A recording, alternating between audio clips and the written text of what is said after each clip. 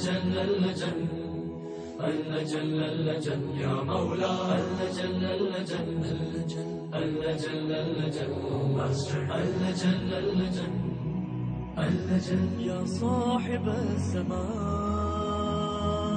اللجن. اعوذ باللہ من الشیطان اللعین الرجیم. بسم اللہ الرحمن الرحیم. رب اشرح لی صدری ویسر لی امری واحلل عقدۃ من لسانی یفقهوا قولی. ان اللہ وملائکتہ یصلون علی النبی یا ایھا الذین آمنوا صلوا علیہ وسلموا تسلیما.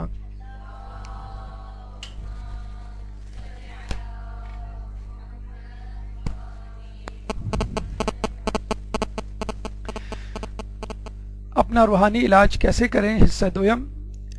جیسے کہ آپ کو معلوم ہے کہ اس کا حصہ اول پچھلے ہفتے پچھلی نشست میں آپ کے سامنے پیش کیا گیا تھا، اور گفتگو چونکہ طولانی تھی اس لیے بہتر سمجھا گیا کہ اس کو دو حصوں میں تقسیم کر دیا جائے. چنانچہ اس کا پہلا حصہ پہلے مرحلے یعنی تخلیہ اور تہلیہ پر مشتمل تھا.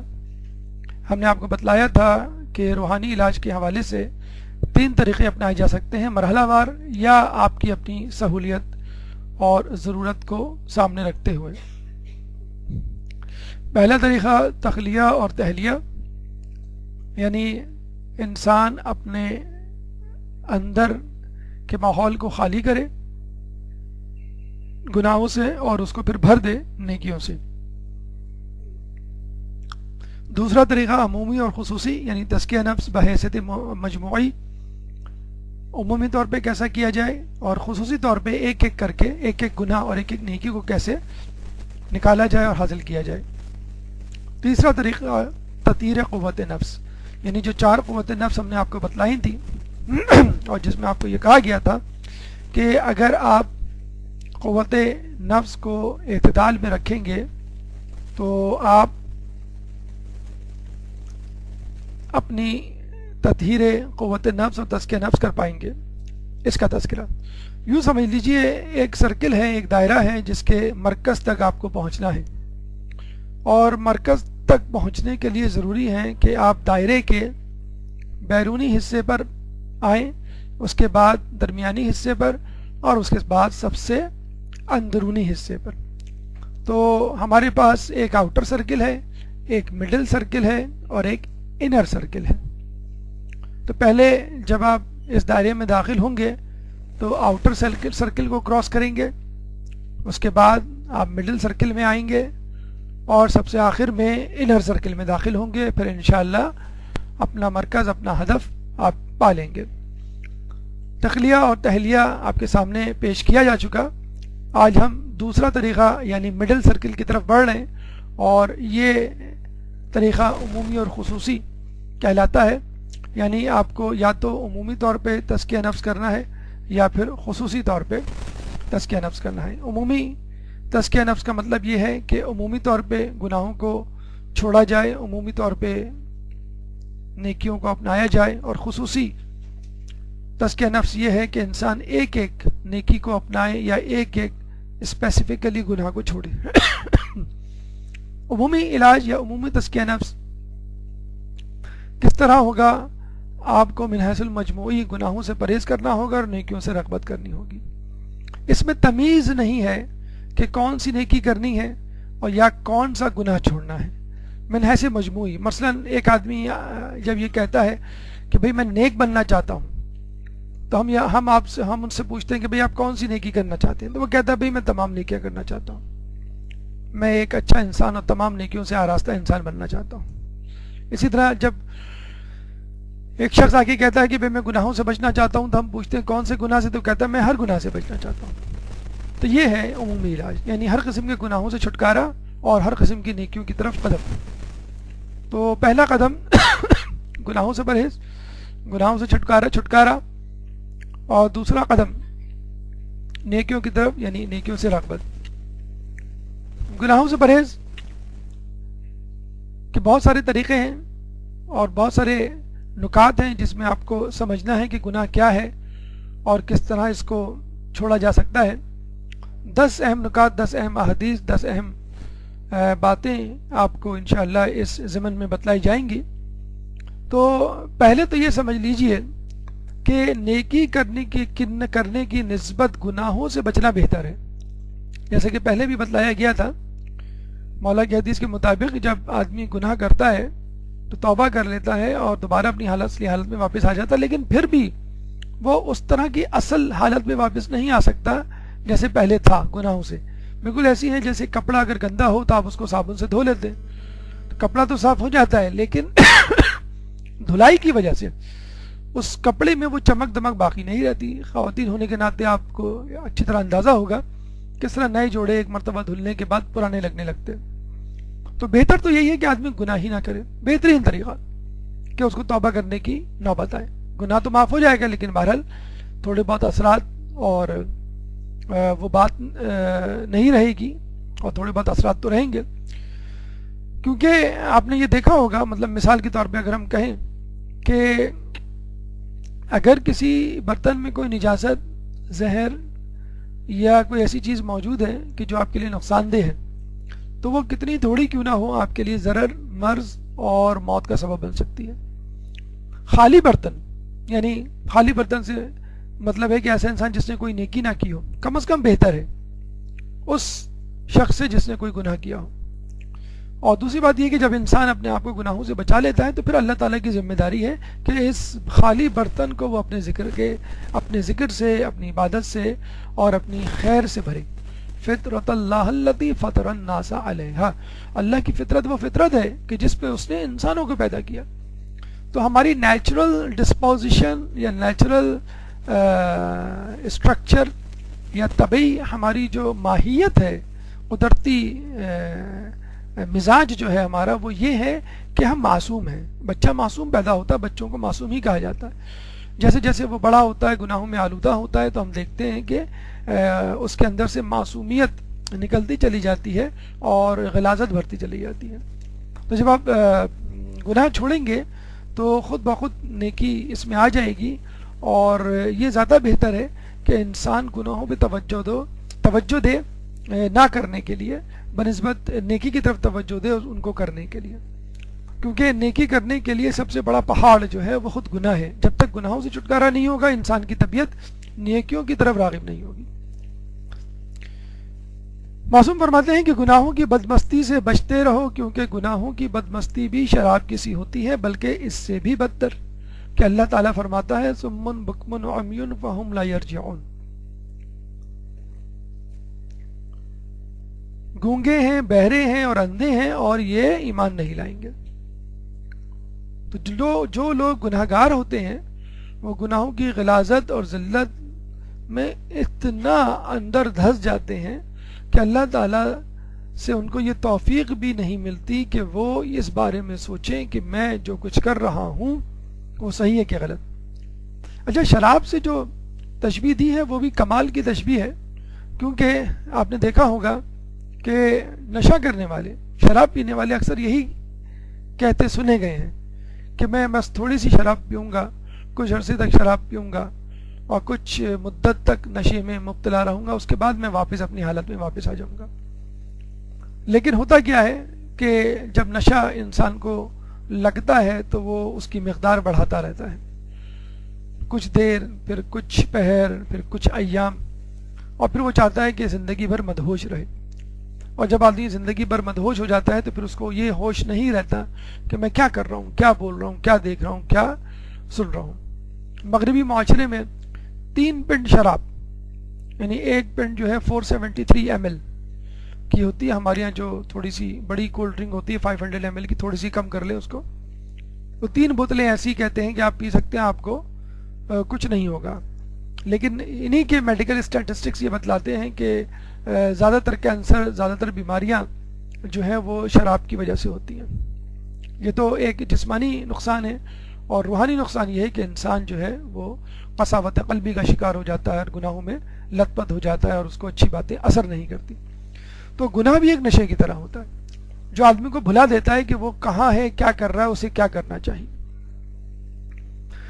جس طرح شراب عقل کو ظاہر کر دیتی ہے، اس طرح گناہ بھی عقل کو ظاہر کر دیتا ہے۔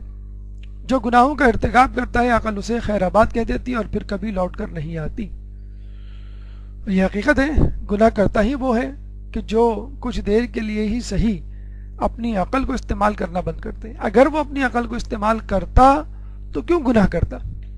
اس نے اپنی عقل کو استعمال نہیں کیا یا مس یوز کیا، غلط استعمال کیا، دونوں صورتوں میں وہ گناہ کرتا ہے۔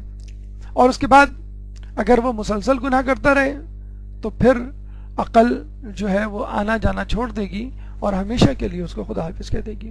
اسی لیے ابھی ہم نے پڑھا سمن بکمن عمیون فہم لا یرجعون، ایک اور جگہ سورہ بقرہ ہی میں 171ویں آیت میں اللہ فرماتا ہے سمن بکمن عمیون فہم لا یعقلون، کہ گونگے ہیں، بہرے ہیں، اندھے ہیں اور یہ لوگ عقل نہیں رکھتے، عقل کا استعمال نہیں کرتے۔ عقل تو رکھتے ہیں، عقل کا استعمال لا یعقلون، عقل استعمال نہیں کرتے۔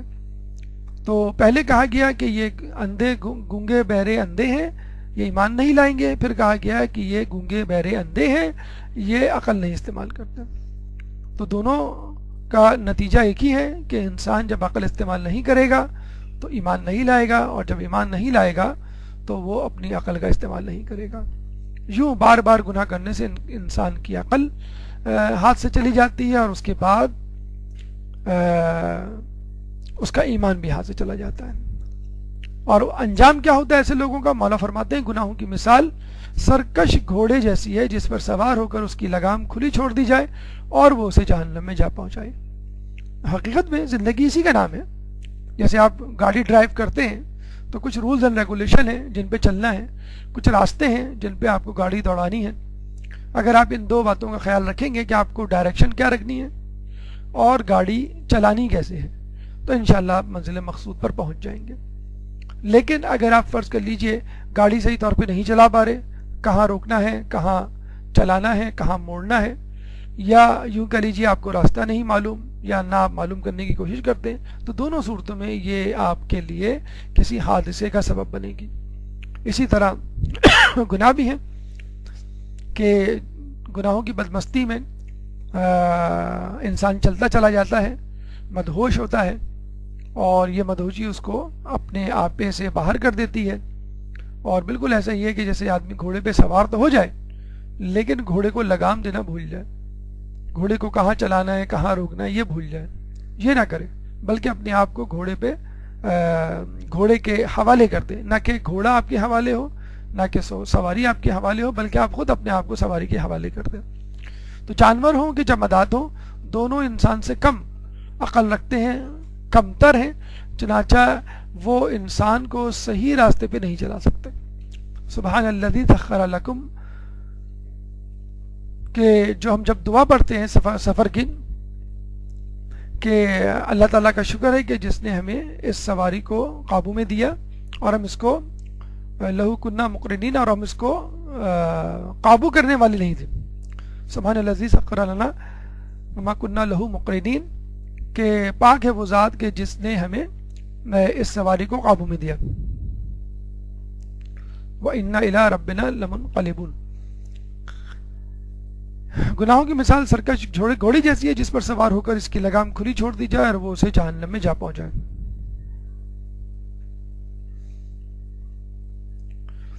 کون سے گناہ؟ اکثر لوگ یہ پوچھتے ہیں کہ ہم کس قسم کے گناہوں سے پرہیز کریں۔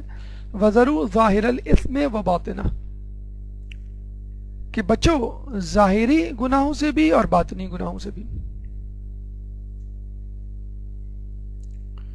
یعنی صرف ظاہر کے گناہوں سے نہیں بچنا ہے بلکہ باطن کے گناہوں سے بھی بچنا ہے۔ عموماً ہوتا یہ ہے کہ ہم ظاہری گناہوں سے تو بچ جاتے ہیں، باطنی گناہوں سے نہیں بچتے، اور قرآن کہتا ہے کہ بچو ظاہری گناہوں سے بھی اور باطنی گناہوں سے بھی۔ ظاہری گناہوں کے بارے میں کہا گیا کہ میری امت کے تمام لوگوں کو گناہوں سے معافی مل سکتی ہے مگر اعلانیہ گناہ گاروں کو نہیں۔ اور حقیقت میں چھپ کے گناہ کرنے والا تو تھوڑا بہت اللہ تعالیٰ سے شرم و حیا رکھتا ہے، لوگوں سے شرم و حیا رکھتا ہے، تھوڑا بہت امکان ہوتا ہے کہ وہ توبہ کر لے گا، لیکن جب آدمی علی اعلان گناہ کرتا ہے تو گویا وہ اس بات کا اعلان کرتا ہے کہ مجھے ذرا برابر بھی کسی کا خوف نہیں، نہ دنیا والوں کو، نہ دنیا والوں کا نہ اللہ کا، اور گویا وہ تلوار نکال کے اللہ کے خلاف بغاوت پر آمادہ ہو جاتا ہے۔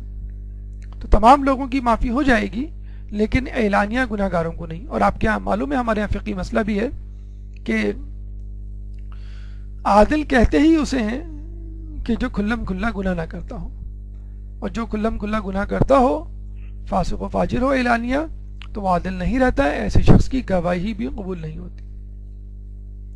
تنہائی کا گناہ, اب یہاں ہی سوال پیدا ہوتا ہے کہ کھلم کھلا گناہ تو ہم کر سکتے ہیں, تو کیا تنہائی کا گناہ کھلم کھلا گناہ نہیں کر سکتے تو کیا ہم تنہائی کا گناہ کر سکتے ہیں؟ خلوتوں میں اللہ کی نافرمانی سے بچو کیونکہ جو گواہ ہے وہی فیصلہ کرنے والا ہے. خلوتوں میں گناہ بہت آسانی سے معلوم کیا جا سکتا ہے, بہت آیا ہے جب سے انٹرنیٹ ایجاد ہوا ہے, جب سے اینڈرائڈ یا اسمارٹ فونز وجود میں آئے ہیں, کہ کس طرح آج کل کا انسان جو ہے وہ چوری چھپے گناہ کرتا ہے. پہلے جو ہے وہ قدم لڑکھڑاتے تھے, اب جو ہے وہ انگلیاں لڑکھڑاتی ہیں. تو کیا خوب بات کی ہے مولانا نے کہ جب آپ خلوت میں ہوتے ہیں تو کوئی نہیں ہوتا سوائے خدا کے, اور وہ گواہ ہوتا ہے, اور آپ کا مقدمہ کس کے پاس جائے گا؟ خدا کے پاس. تو قاضی جب خود دیکھ لے گناہ کو تو پھر اس کو فیصلہ دینے میں بڑی آسانی رہے گی, کیونکہ دوسرے کی گواہی تو ہو سکتا ہے 1% صحیح, لیکن امکان ہے کہ وہ غلط یا جھوٹی گواہی دیتا ہو. لیکن اگر خدا خود گواہ ہو تو پھر, اگر جج خود گواہ ہو تو پھر جو ہے امکان نہیں رہتا. اور یہاں تو خدا کی بات ہو رہی ہے کہ جو گواہ بھی ہے اور سزا دینے والا بھی ہے. گناہوں پہ اصرار, اللہ کے نزدیک سب گناہوں سے بڑا گناہ وہ ہے جس پر گناہ گار اصرار کرے, یعنی ریپیٹڈلی, مستقل طور پہ جب آپ گناہ کرتے ہیں تو آپ ایک ضدی اور ہٹ درمی کا مظاہرہ کرتے ہیں, ضدی پن کا, ایک ہٹ درمی کا مظاہرہ کرتے ہیں کہ یہ گناہ تو میں نہیں چھوڑوں گا. یا جسے کہتے ہیں کہ لوگوں میں ایک عجیب عادت ہو جاتی ہے کہ کوئی خاص قسم کے فیوریٹ قسم کے گناہ ہوتے ہیں. کسی کا میوزک ہے فیوریٹ گناہ, کسی کا جو ہے وہ منافقت ہے, کسی کا جو ہے وہ غیبت ہے. تو ہر کسی کے جو ہے وہ مخصوص گناہ ہوتے ہیں. کسی کا خاص ٹی وی پروگرام ہے کہ وہ دیکھنا ضروری ہے. تو اور آدمی یہ کہتا ہے کہ بس ٹھیک ہے اللہ تعالیٰ تو ہر کسی کی جو ہے وہ مجھ سے مواخذہ کر لینا, اس گناہ کا مواخذہ نہیں کرنا. یا بس ٹھیک ہے میں باقی نیکیاں کروں گا اور باقی گناہوں کو بھی چھوڑ دوں گا, لیکن یہ میری کمزوری ہے, میں اس کو نہیں چھوڑ سکتا. تو سب سے بڑا گناہ وہ ہے کہ جس پہ گناہ گار اصرار کرے, کیونکہ دیکھیں اللہ تعالیٰ وہ دین نہیں مانگتا جو ہمارا بنایا ہو. یعنی اس طرح تو یوں سمجھ لیجیے کہ ہم نے اپنا ایک سیلف میڈ, سیلف ٹیلرڈ قسم کا دین بنا لیا. آپ اچھے ریسٹورنٹ میں جاتے ہیں تو وہاں کیا ہوتا ہے, سلاد ہوتی ہے, آپ کو پلیٹ دے دی جاتی ہے, آپ اپنی مرضی سے سلاد بنا لیں. کچھ لوگ جو ہے وہ میکرونی زیادہ ڈال رہے ہوتے ہیں, کچھ لوگ جو ہے ویجیٹیبل زیادہ ڈال رہے ہوتے ہیں, کچھ لوگ جو ہے وہ رسک زیادہ ڈال رہے ہوتے ہیں, کچھ لوگ چکن زیادہ ڈال رہے ہوتے ہیں, اپنی اپنی پسند کی وہ سلاد بنا رہے ہوتے ہیں. یا آپ کو آئس کریم دے دی جاتی ہے, آپ کہتے ہیں بھائی اس پہ اپنی پسند کی آپ چاکلیٹ, پائن ایپل, جو بھی فلیور ہے اس کی ٹاپنگ آپ ڈلوا لیں. تو اپنا اپنا ٹیسٹ ہوتا ہے. تو یوں سمجھ لیجیے ہم نے بھی, یا آپ کپڑا لے کے جاتے ہیں ٹیلر کے پاس, آپ اپنی مرضی کا جو ہے وہ لباس سلوا لیتے ہیں, اولڈ فیشن, نیو فیشن یا آنے والا فیشن جو بھی ہے, اپنی مرضی کا ڈیزائن, ریڈی میڈ نہیں, اپنی مرضی کا. تو اسلام جو ہے وہ ٹیلر میڈ نہیں ہے. اگر آپ کہیں گے میں یہ گناہ کروں گا, یہ نہیں کروں گا, یہ نیکی کروں گا, یہ نیکی نہیں کروں گا, تو یہ نہیں چلے گا. واجبات اور حرام میں تو بالکل بھی نہیں چلے گا. مستحبات اور مکروہات میں کسی حد تک امکان ہے, لیکن آپ مستحبات خود سے کریٹ نہیں کر سکتے, اسی طرح مکروہات بھی اپنی طرف سے کریٹ نہیں کر سکتے. تو اللہ نے جو دین دیا ہے بس اسی طرح آپ کو اس کو لینا ہے. اگر آپ نہیں کر سکتے تو ٹھیک ہے, آپ کے ثواب میں کمی ہو جائے گی. مکروہات اور مستحبات کی بات ہوئی, یا آپ نے ان سے نہیں بچ پائے تو آپ کے ثواب میں کمی آ جائے گی, آپ کے رتبے مرتبے میں کمی آ جائے گی. لیکن اگر حرام اور واجبات کی بات ہوئی تو پھر آپ کو اس کی سزا بھی ملے گی. تو آپ اپنی طور سے ڈیسائیڈ نہیں کر سکتے. شیطان نے جب یہ جاتے ہوئے کہا تھا کہ اللہ تو مجھے اس سجدے سے باز رکھ, تو میں تیری ایسی عبادت کروں گا آج تک کسی نے نہیں کی ہوگی. یعنی کہ جو عبادت ہے, جو واجب ہے, جو سجدہ ہے, جو آدم کو اپنے سے بہتر ماننے والی بات ہے, یہ ویو کر دے, اس کی رعایت دے دے. تو اللہ نے کتنا سخت جملہ اس کو کہا تھا, کتنی سخت بات کی تھی, مجھے اپنا بنایا ہوا دین چاہیے, تیرا بنایا ہوا نہیں. اس طرح ہر انسان اپنا اپنا بنایا ہوا دین اللہ سے مانگنے لگے تو اصل دین جو ہے وہ غائب ہو جائے گا. اور ہمیشہ یاد رکھیے جب بھی گناہ کیا جائے فوری توبہ کی جائے. وَلَمْ يُصِرُّوا عَلَى مَا فَعَلُوا وَهُمْ يَعْلَمُونَ, اور وہ لوگ اصرار نہیں کرتے اپنے کیے پر, اور یہ ان کو معلوم ہے. جب اس آیت کی سورہ آل عمران آیت نمبر 135 کی تشریح امام سے پوچھی گئی تو امام نے فرمایا اصرار یہ ہے کہ بندہ گناہ تو کرے لیکن توبہ نہ کرے. ایک تو اصرار یہ ہے ریپیٹیشن آف دا سن, آپ ایک گناہ کو بار بار کریں, ایک غلط چیز کو بار بار, ایک غلطی کو بار بار کریں. ایک سچویشن یہ ہے کہ آپ کریں اور توبہ نہ کریں, آپ کوئی گناہ کریں اور توبہ نہ کریں, اور نہ ہی کبھی اپنے دل میں توبہ کا تصور کریں, اسی کا نام اصرار ہے. تو دونوں مفہوم ہو سکتے ہیں. اصرار کا مطلب مصر رہنا, اس پہ قائم رہنا, گناہ پہ استقامت کا مظاہرہ کرنا, اور ضدی اور ہر درمی سے اس کو انجام دیتے رہنا. اور ایک مطلب ایک مفہوم یہ بھی ہے کہ انسان گناہ کرے اور اس کے بعد توبہ اپنے دل میں نہ لائے اور نہ اس کے بارے میں سوچے, نہ توبہ کرے نہ سوچے. حالانکہ توبہ کرنے میں کچھ نہیں جاتا, زبان ہلانی پڑتی ہے. اور یہ بھی ہو سکتا ہے کہ آپ دوبارہ بھی وہ گناہ کریں. توبہ کرنے کا مطلب 100% یہ نہیں ہوتا آپ گناہ نہیں کریں گے. ٹھیک ہے, آپ کے دل میں یہ بات ہوتی ہے کہ 100% میں گناہ نہیں کروں گا, لیکن پھر بھی آپ کو توبہ تو کرنا ہے, چاہے اس کا امکان بار بار ہی کیوں نہ ہو. زبان کا گناہ ہے, جیسے کبھی نہ کبھی غیبت, کبھی نہ کبھی کوئی ایسی بات جو دوسرے کو بری لگے نکل ہی آتی ہے. 100% کوئی بھی ضمانت نہیں دے سکتا اپنی زبان کی کسی بھی گناہ کی, لیکن گناہ کے بعد توبہ پھر بھی کرنی ہے آپ کو. گناہ کا ایک اثر, ایک علامت یہ ہوتی ہے کہ انسان ذلت و رسوائی سے جلد یا بدیر مبتلا ہو جاتا ہے اور اس میں پڑ جاتا ہے. حدیث ہے کہ خدا اور بندے کے درمیان 40 پردے ہیں. جب بندہ گناہوں کا ارتکاب کرتا ہے تو انسان اور خدا کے درمیان بے حجابی ہو جاتی ہے. یعنی اللہ اور آپ کے درمیان کچھ پردے ہیں, کچھ حجابات ہیں جو آپ کے گناہوں کو چھپاتے ہیں. لیکن جب آپ مسلسل گناہ کرتے رہتے ہیں تو وہ حجاب ہٹ جاتے ہیں. حجاب سے ہٹنے کا مطلب یہ ہوا کہ پھر اللہ کو پتہ تو ہوتا ہے, پھر اللہ جو ہے اس کی سزا دینے پر آمادہ ہو جاتا ہے. یعنی آپ کے پیرنٹس ہیں, بہت سارے گناہ آپ نے بچپن میں کیے ہوں گے, لیکن آپ کے والدین آپ سے عفو درگزر کرتے ہیں. اسی عفو درگزر کو ہم حجاب کہتے ہیں. لیکن آپ اتنا گناہ کریں کہ والدین کو پتہ چل جائے, یعنی کوئی شخص ٹی وی پہ ایسی چیز دیکھ رہا ہے جو غلط ہے اور والدین کے سامنے دیکھ رہا ہے, تو ظاہر سی بات ہے وہ پتہ ہی چل جائے گا. یا وہ چھپ چھپ کے دیکھتا ہے, لیکن اتنا مسلسل وہ چیز دیکھتا ہے یا وہ کام کرتا ہے کہ ایک وقت آتا ہے کہ اس کا چھپنا بیکار ہو جاتا ہے, وہ چیز پتہ ہی چل جاتی ہے. کوئی کام اگر آدمی چھپ کے 1 مرتبہ کرے, 2 مرتبہ کرے تو ٹھیک ہے, پردہ رہے گا, لیکن جب مسلسل کرے گا تو وہ کہیں کبھی نہیں لوگوں کو پتہ چلے گا. خدا اور بندے کے درمیان 40 پردے ہیں. جب بندہ گناہوں کا ارتکاب کرتا ہے تو اس کے اور خدا کے درمیان بے حجابی آ جاتی ہے, اور جب وہ مسلسل گناہ کرتا رہتا ہے تو وہ ذلیل اور رسوا ہو جاتا ہے. کیسے؟ آسمانوں میں فرشتوں کی زبان پر اور زمین میں لوگوں کی زبان پر. خدا اور بندے کے درمیان 40 پردے ہیں. جب بندہ گناہوں کا ارتکاب کرتا ہے تو اس کے اور اللہ کے درمیان بے حجابی آ جاتی ہے, اور ایک وقت آتا ہے کہ جب وہ ذلت و رسوائی کا سامنا کرتا ہے, پہلے آسمان میں فرشتوں کی زبان پر, پھر زمین میں لوگوں کی زبان پر.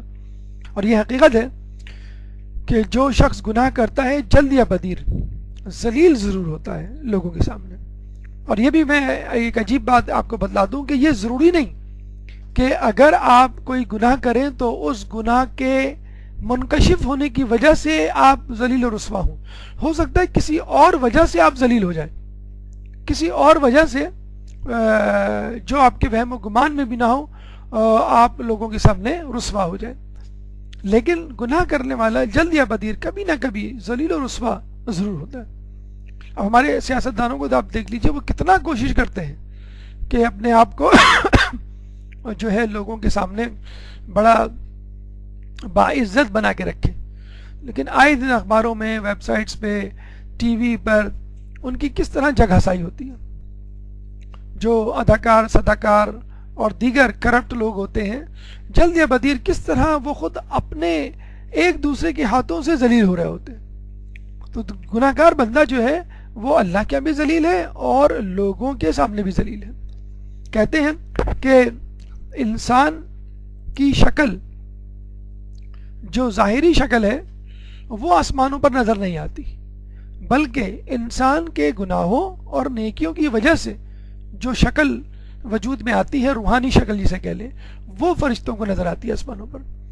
یعنی اگر ایک شخص با کردار، باسیرت اور نیکوکار ہوگا تو آسمان میں فرشتوں کا اس کا چہرہ نورانی نظر آئے گا، اور اگر ایک شخص گناہ گار ہے، مسلسل گناہ کر رہا ہے، تو آسمان میں فرشتوں کا اس کا چہرہ مسخ شدہ نظر آئے گا، یعنی جانوروں کی طرح نظر آئے گا.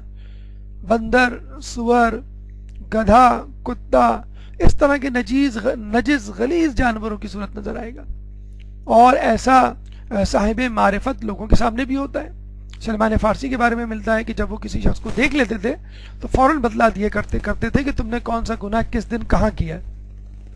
رجب علی خیاط جو ہے جب انہوں نے محسوس کیا کہ میرے اور اللہ کے درمیان جو ہے وہ دوری آ گئی ہے اور اللہ سے دعا کی، تو فوراً ہاتھی غیبی سے ان کو الہام ہوا کہ تم نے فلاں وقت فلاں جگہ سے مشتبہ کھانا کھایا تھا.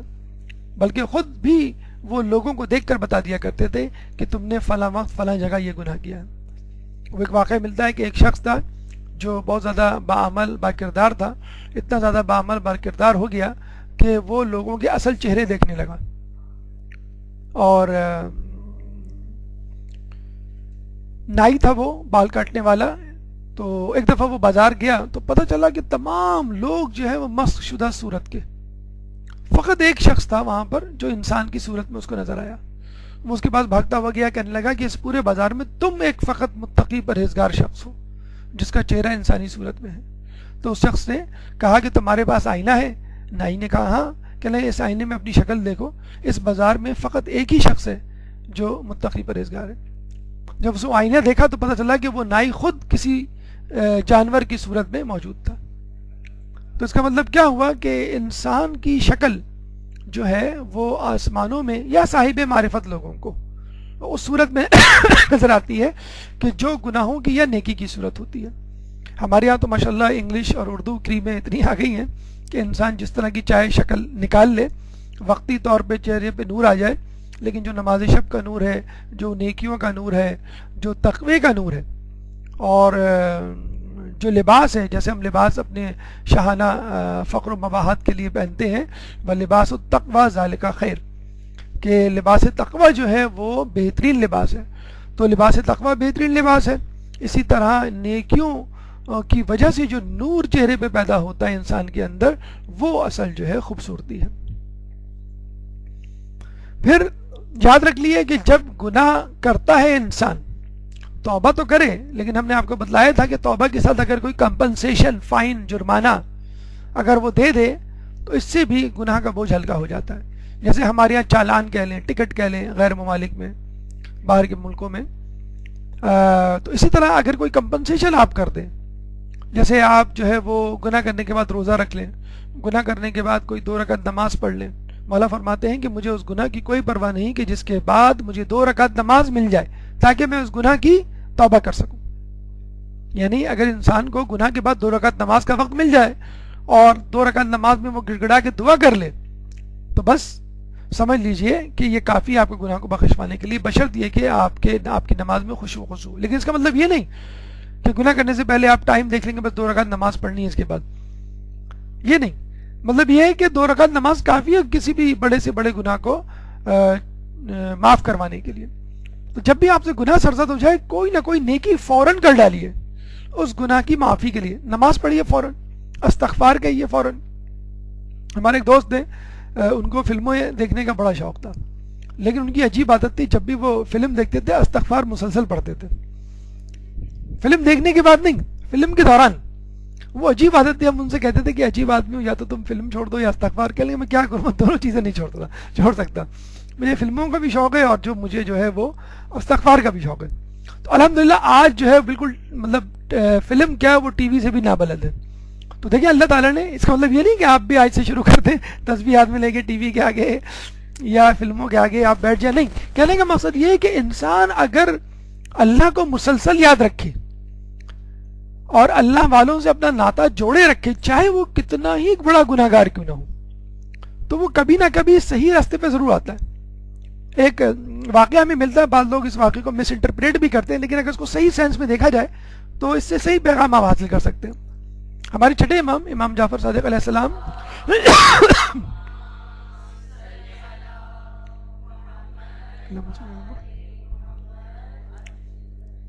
ایک دفعہ راستے میں کہیں جا رہے تھے تو ان کو ان کا جاننے والا ملا،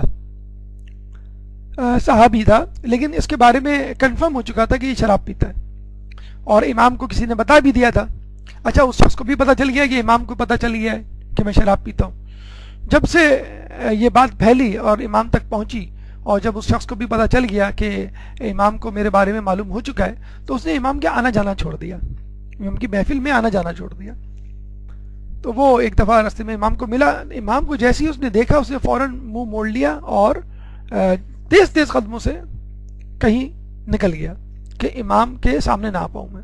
امام اس کے پیچھے پیچھے، اچھا وہ جتنا تیز دوڑے امام بھی اس کے بعد پیچھے اتنا ہی تیز، اور جہاں وہ جاتا ہے امام اس کے پیچھے۔ اتفاق سے ایک بند گلی آ گئی اور بیچارہ وہ منہ موڑ کے شرمندگی سے کھڑا ہوا تھا، امام اس کے پیچھے۔ تو امام نے اس سے کہا کہ دیکھو، تم کتنا ہی گناہ کرو لیکن ہم سے ناطہ نہیں توڑنا۔ تو یہ جو اہل بیت سے تمسک رکھنا ہے اور اللہ تعالیٰ کو مسلسل یاد کر، چاہے کتنا ہی بڑا گناہ کرے، لیکن اللہ تعالیٰ آپ کو اگر آپ راستہ جوڑنے کی پوری کوشش کریں، اللہ تعالیٰ آپ کو واپس بلائے گا ضرور۔ اس طرف جس طرح ہم ماں کی مثال دے لیتے ہیں کہ ایک ماں جو ہے وہ بہت زیادہ ایک گناہ گار، ایک نافرمان بیٹا اولاد ہوتی ہے، وہ کتنی گناہ کرتی ہے ماں کے سامنے، لیکن ماں آخر کو معاف کر ہی دیتی ہے۔ اسی طرح خداوند تعالیٰ جس کو ماں سے زیادہ محبت ہے وہ ضرور آپ کو معاف کرے گا۔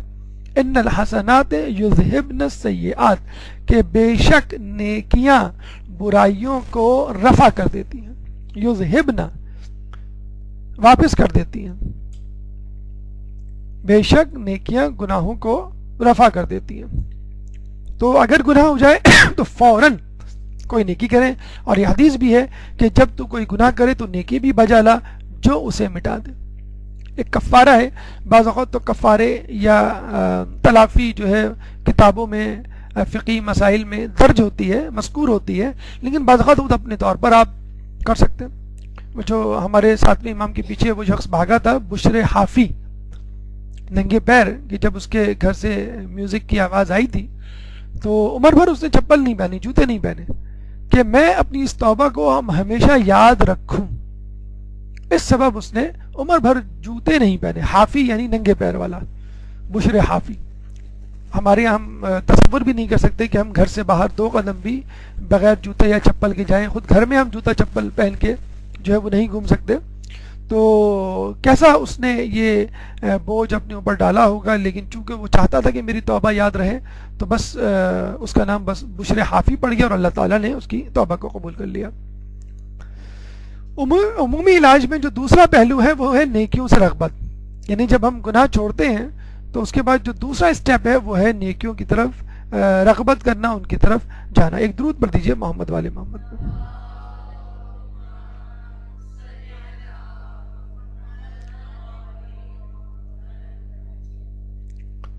آسان راستہ، ابھی ہم نے یہ پڑھا تھا کہ گناہ چھوڑنا نیکی سے بہتر ہے، اب ہم یہ پڑھ رہے ہیں کہ نیکی برائی سے زیادہ آسان ہے۔ تھوڑا سا فرق ہے بہتر میں اور آسان میں۔ بہتر ہے کا مطلب کیا ہے؟ اگر آپ کو 2 آپشن دیے جائیں، نیکی کرنا اور گناہ، تو گناہ کو چھوڑیں پہلے۔ کیوں؟ جب گناہ چھوڑیں گے تو وہی بات فطرت اللہ التی فطر الناس علیہا، یہ اللہ تعالیٰ کی فطرت ہے جس پہ اس نے انسان کو پیدا کیا۔ جب آدمی گناہ چھوڑتا ہے تو اللہ تعالیٰ کی ذمہ داری بن جاتی ہے اس کو گائیڈ کرنا، اس کو صراط مستقیم پہ لانا۔ لیکن دیکھا جائے تو نیکی کرنا برائی سے آسان ہے، یعنی برائی کرنے سے آسان ہے، یعنی برائی سے بچنے سے آسان ہے۔ یعنی برائی سے بچنا، گناہ سے بچنا تھوڑا مشکل ہوتا ہے، اپنے آپ کو جو ہے کنٹرول کرنا، قابو میں کرنا، کیونکہ اس میں آپ کا اپنا نفس، آپ کا نقصان ہے، آپ کو اپنے نفس کو تکلیف دینی ہوتی ہے۔ اور نیکی میں بہت زیادہ تکلیف کی ضرورت نہیں ہے، ضروری نہیں ہے کہ آپ بہت بڑی نیکی کریں جس میں زحمت و مشقت ہو، حج اور عمرہ زیارت بجا لائیں یا روزے رکھیں روزانہ، نہیں۔ بعض اوقات ذکر الہی فقط زبان ہلانے سے بھی نیکی ادا ہو جاتی ہے، استغفار کہنے سے بڑے بڑے گناہ معاف ہو جاتے ہیں۔ تو نیکی برائی سے زیادہ آسان ہے۔ نمبر 2، اگر آپ چاہتے ہیں، دیکھیں انسان یہ چاہتا ہے، جس طرح گناہ کے معاملے میں بات ہوئی کہ کوئی ایسا فارمولا، کلیہ، اصول، قانون کہ جس کو اپنا کر ہم من حیث المجموعی گناہوں سے بچ سکیں۔ ان کی گفتگو، ان کی باتیں ہو چکی۔ اب ہم یہ بات کر رہے ہیں کہ اگر آدمی نیکی کرے، اسپیسیفک نیکی کی بات نہیں ہو رہی، کسی خاص نیکی کی، عمومی طور پہ اگر نیکی کرنا چاہے تو کیا کلیہ، قانون یا اصول اپنائے؟ تو پہلا اصول تو ذہن میں رکھ لے کہ نیکی آسان ہے بنسبت گناہ سے بچنے کے۔ دوسرا اصول یہ ہے کہ امام فرماتے ہیں کہ میں نے تمام خیر اس بات میں جمع دیکھی ہے کہ لوگوں کے ہاتھ میں جو کچھ ہے اس تمام کو قطع کر لیا جائے۔ چوتھے امام زین العابدین علیہ السلام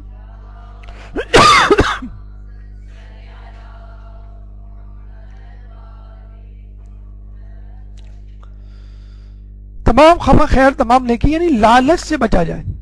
اب دیکھیں نا، آدم علیہ السلام نے جو جنت ہونے کے باوجود ایک پھل کی لالچ کی تھی، جس کی وجہ سے پوری جنت سے آپ کو ہاتھ دھونا پڑا۔ تو اب انسان کے ساتھ بسا اوقات یہ ہوتا ہے کہ اتنی ساری بھلائیاں، نیکیاں اور نعمتیں اس کے پاس ہوتی ہیں، وہ تمام چیزیں چھوڑ کر ایک نعمت کے پیچھے پڑ جاتا ہے کہ مجھے یہ چاہیے، اور بس اس نعمت کی وجہ سے وہ بہت گناہوں میں مبتلا ہو جاتا ہے۔ تو لوگوں کے پاس جو ہے عموماً لوگوں کی عادت یہ ہوتی ہے کہ جو لوگوں کے پاس ہے اس کو دیکھ کے اپنی رال ٹپکاتے ہیں۔ کسی کا لباس دیکھ کر، کسی کا گھر دیکھ کے، کسی کی سواری دیکھ کے، کسی کے بال بچے دیکھ کے، کسی کے پاس دولت دیکھ کر، اسٹیٹس دیکھ کے، عزت دیکھ کے انسان کو یہ تمنا ہوتی ہے کہ بس مجھے وہ مل جائے جو دوسرے کے پاس ہے، اور جو خود کے پاس ہوتی ہے آدمی اس سے جو ہے وہ بالکل بے نیاز ہوتا ہے۔ تو میں نے تمام خیر اس بات میں جمع دیکھی ہے کہ لوگوں کے ہاتھ میں جو کچھ ہے اس تمام کو قطع کر لیا، یعنی زہد اپنا لیا جائے۔ ایک اور بات امام نے بڑی اچھی فرمائی کہ 3 چیزوں میں ساری بھلائیاں پوشیدہ ہیں۔ 3 چیزوں میں: ایسی نگاہ جس میں عبرت ہو، ایسی خاموشی جس میں فکر ہو، اور ایسا کلام جس میں ذکر ہو۔ نگاہ عبرت، خاموشی فکر اور کلام ذکر۔ ایسی نگاہ جس میں عبرت ہو، ایسی خاموشی جس میں فکر ہو، ایسا کلام جس میں ذکر ہو۔ آدمی، ہم دل میں دیکھیں کیا کیا کچھ نہیں دیکھتے، ٹی وی دیکھتے ہیں، ہم انٹرنیٹ دیکھتے ہیں، ہم گھر والوں کو دیکھتے ہیں، ہم باہر والوں کو دیکھتے ہیں، لیکن عموماً اس دیکھنے سے کوئی عبرت نہیں پکڑی جاتی۔ کوئی حادثہ دیکھ لیا، کسی کے بارے میں کچھ سن لیا، دیکھنا ہی کہلائے گا، کسی کے بارے میں کچھ سن لیا تو یہ نہیں سوچا کہ ہمارے ساتھ بھی ایسا ہو سکتا ہے۔ تو نگاہ عبرت نہیں تو دیکھنے کا کوئی فائدہ نہیں۔ اسی طرح اگر آپ خاموش ہیں تو بس خاموش ہیں اور کچھ نہیں سوچ رہے، یہ غلط ہے۔ اس خاموشی میں فکر ہونی چاہیے، تفکر ہونا چاہیے، غور ہونا چاہیے اللہ کی آیات پر، اپنے آپ پر اور لوگوں کے حالات پر، کہ میں کون ہوں، میں کہاں سے آیا ہوں، مجھے کہاں جانا ہے، میرے ذمہ جو ذمہ داریاں تھیں کیا میں نے ادا کی، اور لوگ جو نیکیاں کر رہے ہیں وہ میں کس طرح اپنا لوں، لوگ جو گناہ کر رہے ہیں ان سے اپنے آپ کو کیسے بچاؤں۔ یہ ہے فکر، خاموشی میں تفکر، اور ایسا کلام جس میں ذکر ہو، یعنی اول فول بکنا، فضولیات کے عادی ہونا۔ ہم نے بتایا نا رسول کے ایک صحابی تھے کہ جن کے بارے میں ان کی تدفین کے بعد کسی نے کہا کہ ان کو جنت کی بشارت، اور رسول نے کیا فرمایا، جنگ احد کے شہید تھے وہ، کہ تمہیں کیا معلوم کہ ہو سکتا ہے وہ فضول گو ہو۔ تو فضول گوئی بھی آپ کو جنت سے دور کر سکتی ہے، فضول گوئی آپ کو گناہوں میں مبتلا کر سکتی ہے۔ تو جب بھی آپ کلام کریں تو ایسا کلام کریں کہ جس میں کوئی نہ کوئی ذکر شامل ہو۔ بی بی فضہ کے بارے میں ملتا ہے کہ ہم کو 20 سال تک انہوں نے قرآن کی زبان میں بات کی۔ تو ہمیں کیوں نہیں اردو کے محاورے تو ہمارے ذہن میں آ جاتے ہیں بات پہ کسی اہم سچویشن پر، لیکن قرآن کی آیت اور حدیث ہمیں ذہن میں نہیں آتی۔ اسی رجب میں جو اب شروع ہو چکا ہے، آپ نے بڑے فضائل سنے ہوں گے۔ ایک فضیلت یہ بھی ہے، ایک ذکر یہ بھی ہے، وظیفہ یہ بھی ہے کہ آدمی 1000 مرتبہ لا الہ الا اللہ کہے گا تو 100 مرتبہ 100 شہر اس کو ملیں گے۔ اب آپ دیکھیں بیٹھے بٹھائے 100 شہر مل رہے ہیں، ہم یہاں 200 گز کے پلاٹ کے لیے مرے جا رہے ہیں، 400 گز کی کوٹھی کے لیے پریشان ہیں، 1000 گز کی حویلی کے لیے حلال حرام کیے دیتے ہیں، اور آپ کو کہا جائے کہ آپ کو شہر، ذرا سوچئے، مطلب جو شہر آپ کو پسند ہو پوری دنیا میں اس کا تصور کیجئے، کیا وہ شہر عمر بھر کی کمائی کے بعد بھی آپ خرید سکتے ہیں؟ نہیں خرید سکتے. لوگ تو بیچارے عمر گزر جاتی ہے اپنا ذاتی گھر نہیں بنا پاتے. یہاں شہر کی بات ہو رہی ہے اور اس میں آپ کو کیا دینا پڑ رہا ہے؟ کچھ نہیں دینا پڑ رہا ہے. آپ کو فقط 10 سیکنڈ دینے پڑ رہے ہیں.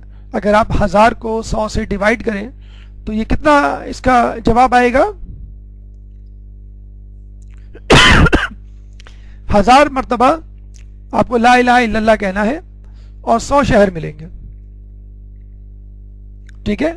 تو 100 کو 1000 سے اگر آپ ڈیوائڈ کریں گے، 100 اوپر لکھیں اور 1000 نیچے لکھیں، 1000 اوپر لکھیں، 100 نیچے لکھیں، تو جواب آئے گا 10. یعنی یوں سمجھ لیجئے کہ لا الہ 10 مرتبہ لا الہ الا اللہ کہیں گے تو ایک شہر. اور لا الہ الا اللہ کہنے میں غالباً 1 سیکنڈ بھی نہیں لگتا ہوگا. تو اتنا آسان ہے جنت کو کمانا اور اللہ کو راضی کرنا کہ فقط ذکر الہی جو ہے آپ کو کتنی کتنی نعمتیں اور خیر اللہ سے دلوا دیتا ہے. معصوم فرماتے ہیں کہ تمام خیر یعنی نیکیاں 4 کلمات میں ہیں. اللہ تعالیٰ نے آدم علیہ السلام کو وحی کی، حدیث قدسی کہہ لیجئے، کہ تمام نیکیاں 4 کلمات میں پوشیدہ ہیں. نمبر 1 وہ جو میرے لیے ہے یعنی عبادت. نمبر 2 جو تیرے لیے یعنی جزا، یعنی تو جو نیک کام کرے گا اس کی میں جزا دوں گا. نمبر 3 جو میرے اور تمہارے درمیان ہے یعنی خدا اور بندے کے درمیان، وہ کیا ہے؟ اگر بندے خدا سے دعا کریں گے تو اللہ قبول کرے گا. چوتھی چیز جو تمہارے اور لوگوں کے لیے درمیان ہے، یعنی جو تم اپنے لیے پسند کرو وہی لوگوں کے لیے پسند کرو. اگر ہم 4 چیزوں پر عمل کر لیں تو پھر انشاءاللہ تمام نیکیاں آپ کی ہوں. الگ سے نیکی کرنے کی ضرورت نہیں. یعنی اللہ کی عبادت کرنا ہے اور اس پہ یقین رکھنا ہے کہ اللہ تعالیٰ آپ کی عبادت کا آپ کو صلہ دے گا، جزا دے گا، اور اللہ سے مسلسل دعا کرنا ہے کہ اللہ تعالیٰ آپ کی دعا کو قبول کرے گا. اور لوگوں کے درمیان اس طرح رہنا ہے کہ جب بھی کوئی چیز اپنے لیے پسند کریں وہی چیز لوگوں کے لیے بھی پسند کریں.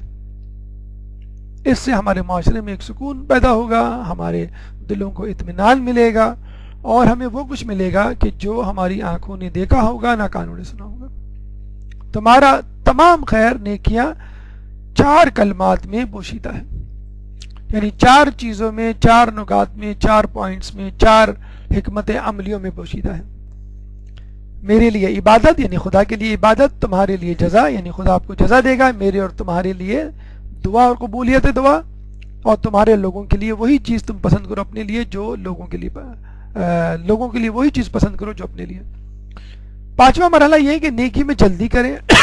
جو تاخیر نیکی ہے، آپ نے سنا ہوگا کہ تاخیر انصاف انکار انصاف کے مترادف ہے. اگر کسی نے انصاف میں تاخیر کی، فیصلہ دینے میں، سمجھ لیجیے اس نے انکار کیا. اسی طرح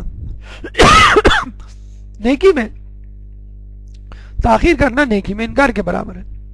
خیر کے عمل کی طرف جلدی کرو قبل اس کے کہ تم کسی اور کام میں مشغول ہو جاؤ. اور یہی شیطان کا طریقہ ہے کہ جب آپ کو وہ نیکی سے نہیں باز رکھ سکتا تو وہ آپ کو سستی کاہلی میں مبتلا کر دیتا ہے اور تاخیر میں مبتلا کر دیتا ہے کہ یہ کام تم بعد میں کر لینا، شام میں کر لینا، رات میں کر لینا، کل کر لینا، اگلے ہفتے کر لینا. فجر کی نماز اچھے خاصے لوگوں کی اسی وجہ سے چھٹ جاتی ہے کہ ابھی 5 منٹ ہیں، ابھی 10 منٹ ہیں، ابھی آدھا گھنٹہ ہے، ابھی اذان ہی نہیں ہوئی اور ابھی تو اذان ہوئی ہے، بس میں ابھی اٹھ جاؤں گا، ابھی اٹھ جاؤں گا. اور یہ کہتے کہتے اسی طرح دیگر نیکیاں بھی ہیں جو آہستہ آہستہ کر کے آپ کے ہاتھ سے چھٹ جاتی ہیں. مدرسے جانا ہے، مجلس میں جانا ہے، کوئی کام کرنا ہے تو آپ یہی سوچتے ہیں کہ میں کروں نہ کروں یا بعد میں کر لوں. جس طرح بچے اپنے ہوم ورک کو ٹلا رہے ہوتے ہیں، تاخیر کر رہے ہوتے ہیں، اور پھر امتحان کے دنوں میں جب وہ کام لے کے بیٹھتے ہیں، کتابیں لے کے بیٹھتے ہیں تو ان کو کچھ سمجھ میں نہیں آتا.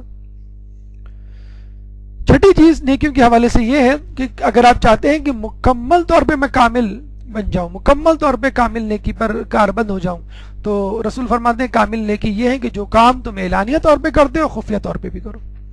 لوگوں کو خوب بتا رہے ہیں آپ کہ بھائی میں نمازی ہوں، میں پرہیزگار ہوں، میں تو ہمیشہ سچ بولتا ہوں، میں کبھی کسی کی غیبت نہیں کرتا، اور میں ایسا ہوں، میں ویسا ہوں. لیکن جب لوگ نہیں ہوتے تو کیا آپ کے اندر وہی چستی، وہی پھرتی برقرار ہوتی ہے؟ یعنی لوگوں کے درمیان ہوتے ہیں تو بڑی اچھی اور طویل نمازیں پڑھتے ہیں، اور جب لوگوں کے درمیان نہیں ہوتے یعنی فجر کی نماز فرض کر لیجیے، نماز شب کا کہہ لیجیے، کیا آپ کا انداز، آپ کا طریقہ، آپ کا تقویٰ، آپ کی جستجو، آپ کا خشوع اور خضوع وہی ہوتا ہے جو لوگوں کی موجودگی میں تھا؟ ایسا بہت کم ہوتا. تو جس طرح اپنے آپ کو نیک ظاہر کرتے ہیں آپ ظاہری طور پر، اسی طرح اندرونی طور پہ بھی خدا کے سامنے اپنے آپ کو نیک ظاہر کریں. اور یہی کاملیت نیکی ہے، نیکی کی کاملیت ہے کہ جس طرح آپ باہر ہیں اس طرح آپ اندر رہیں، جس طرح آپ لوگوں کے سامنے اس طرح آپ تنہائی میں بھی رہیں. ساتویں اہم چیز وہ ہے تعاون نیکی. وتعاونوا علی البر والتقوی ولا تعاونوا علی الاثم والعدوان. تعاون کرو نیکی میں اور تقوی میں، اور تعاون نہ کرو گناہوں میں.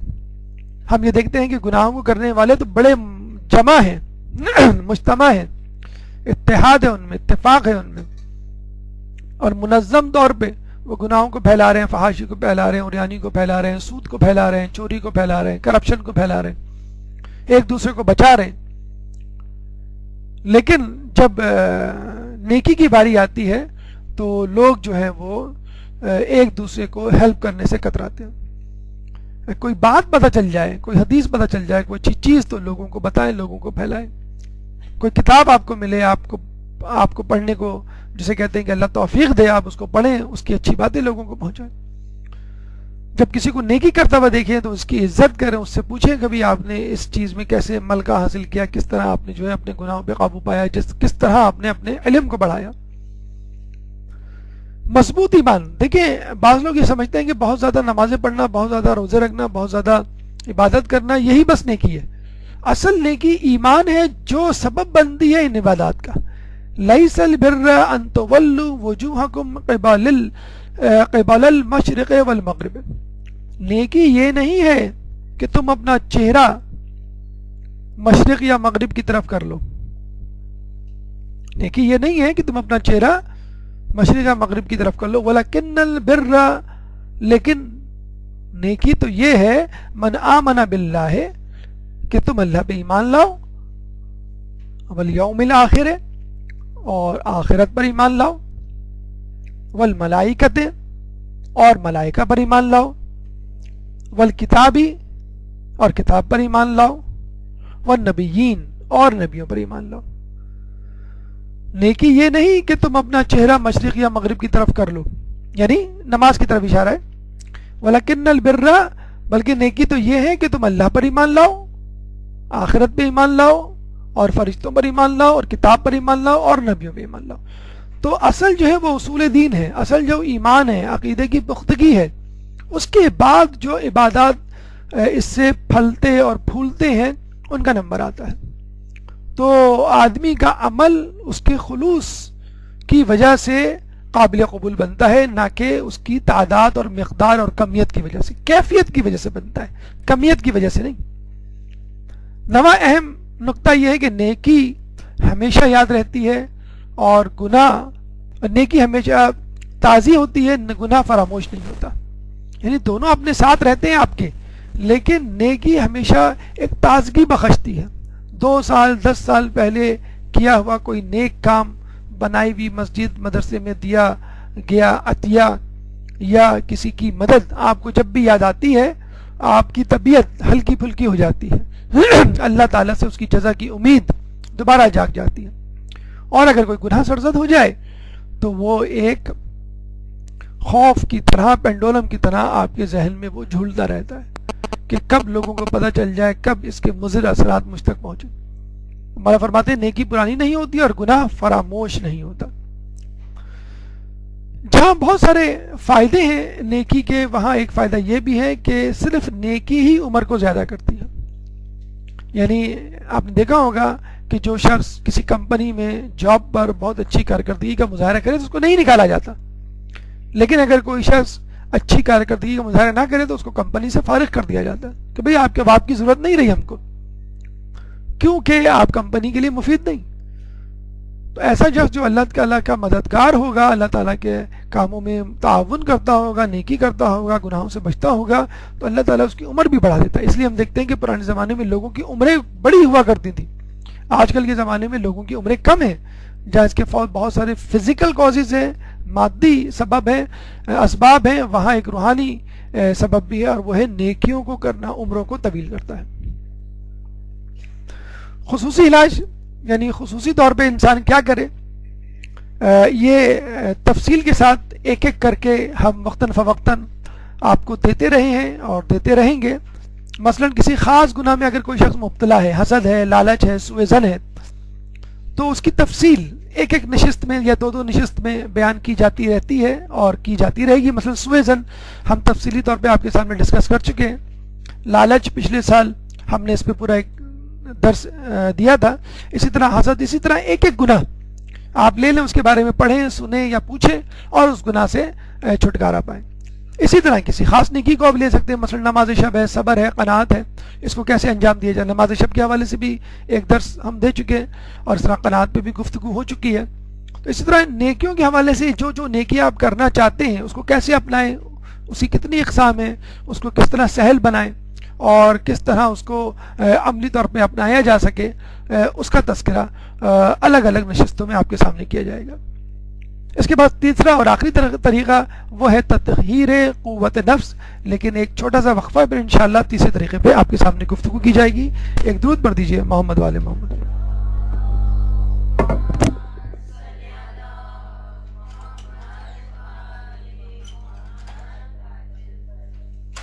گفتگو کا آغاز دوبارہ کرتے ہیں۔ تیسرا طریقہ تطہیر قوت نفس، ایک درود پڑھ دیجئے محمد والے محمد۔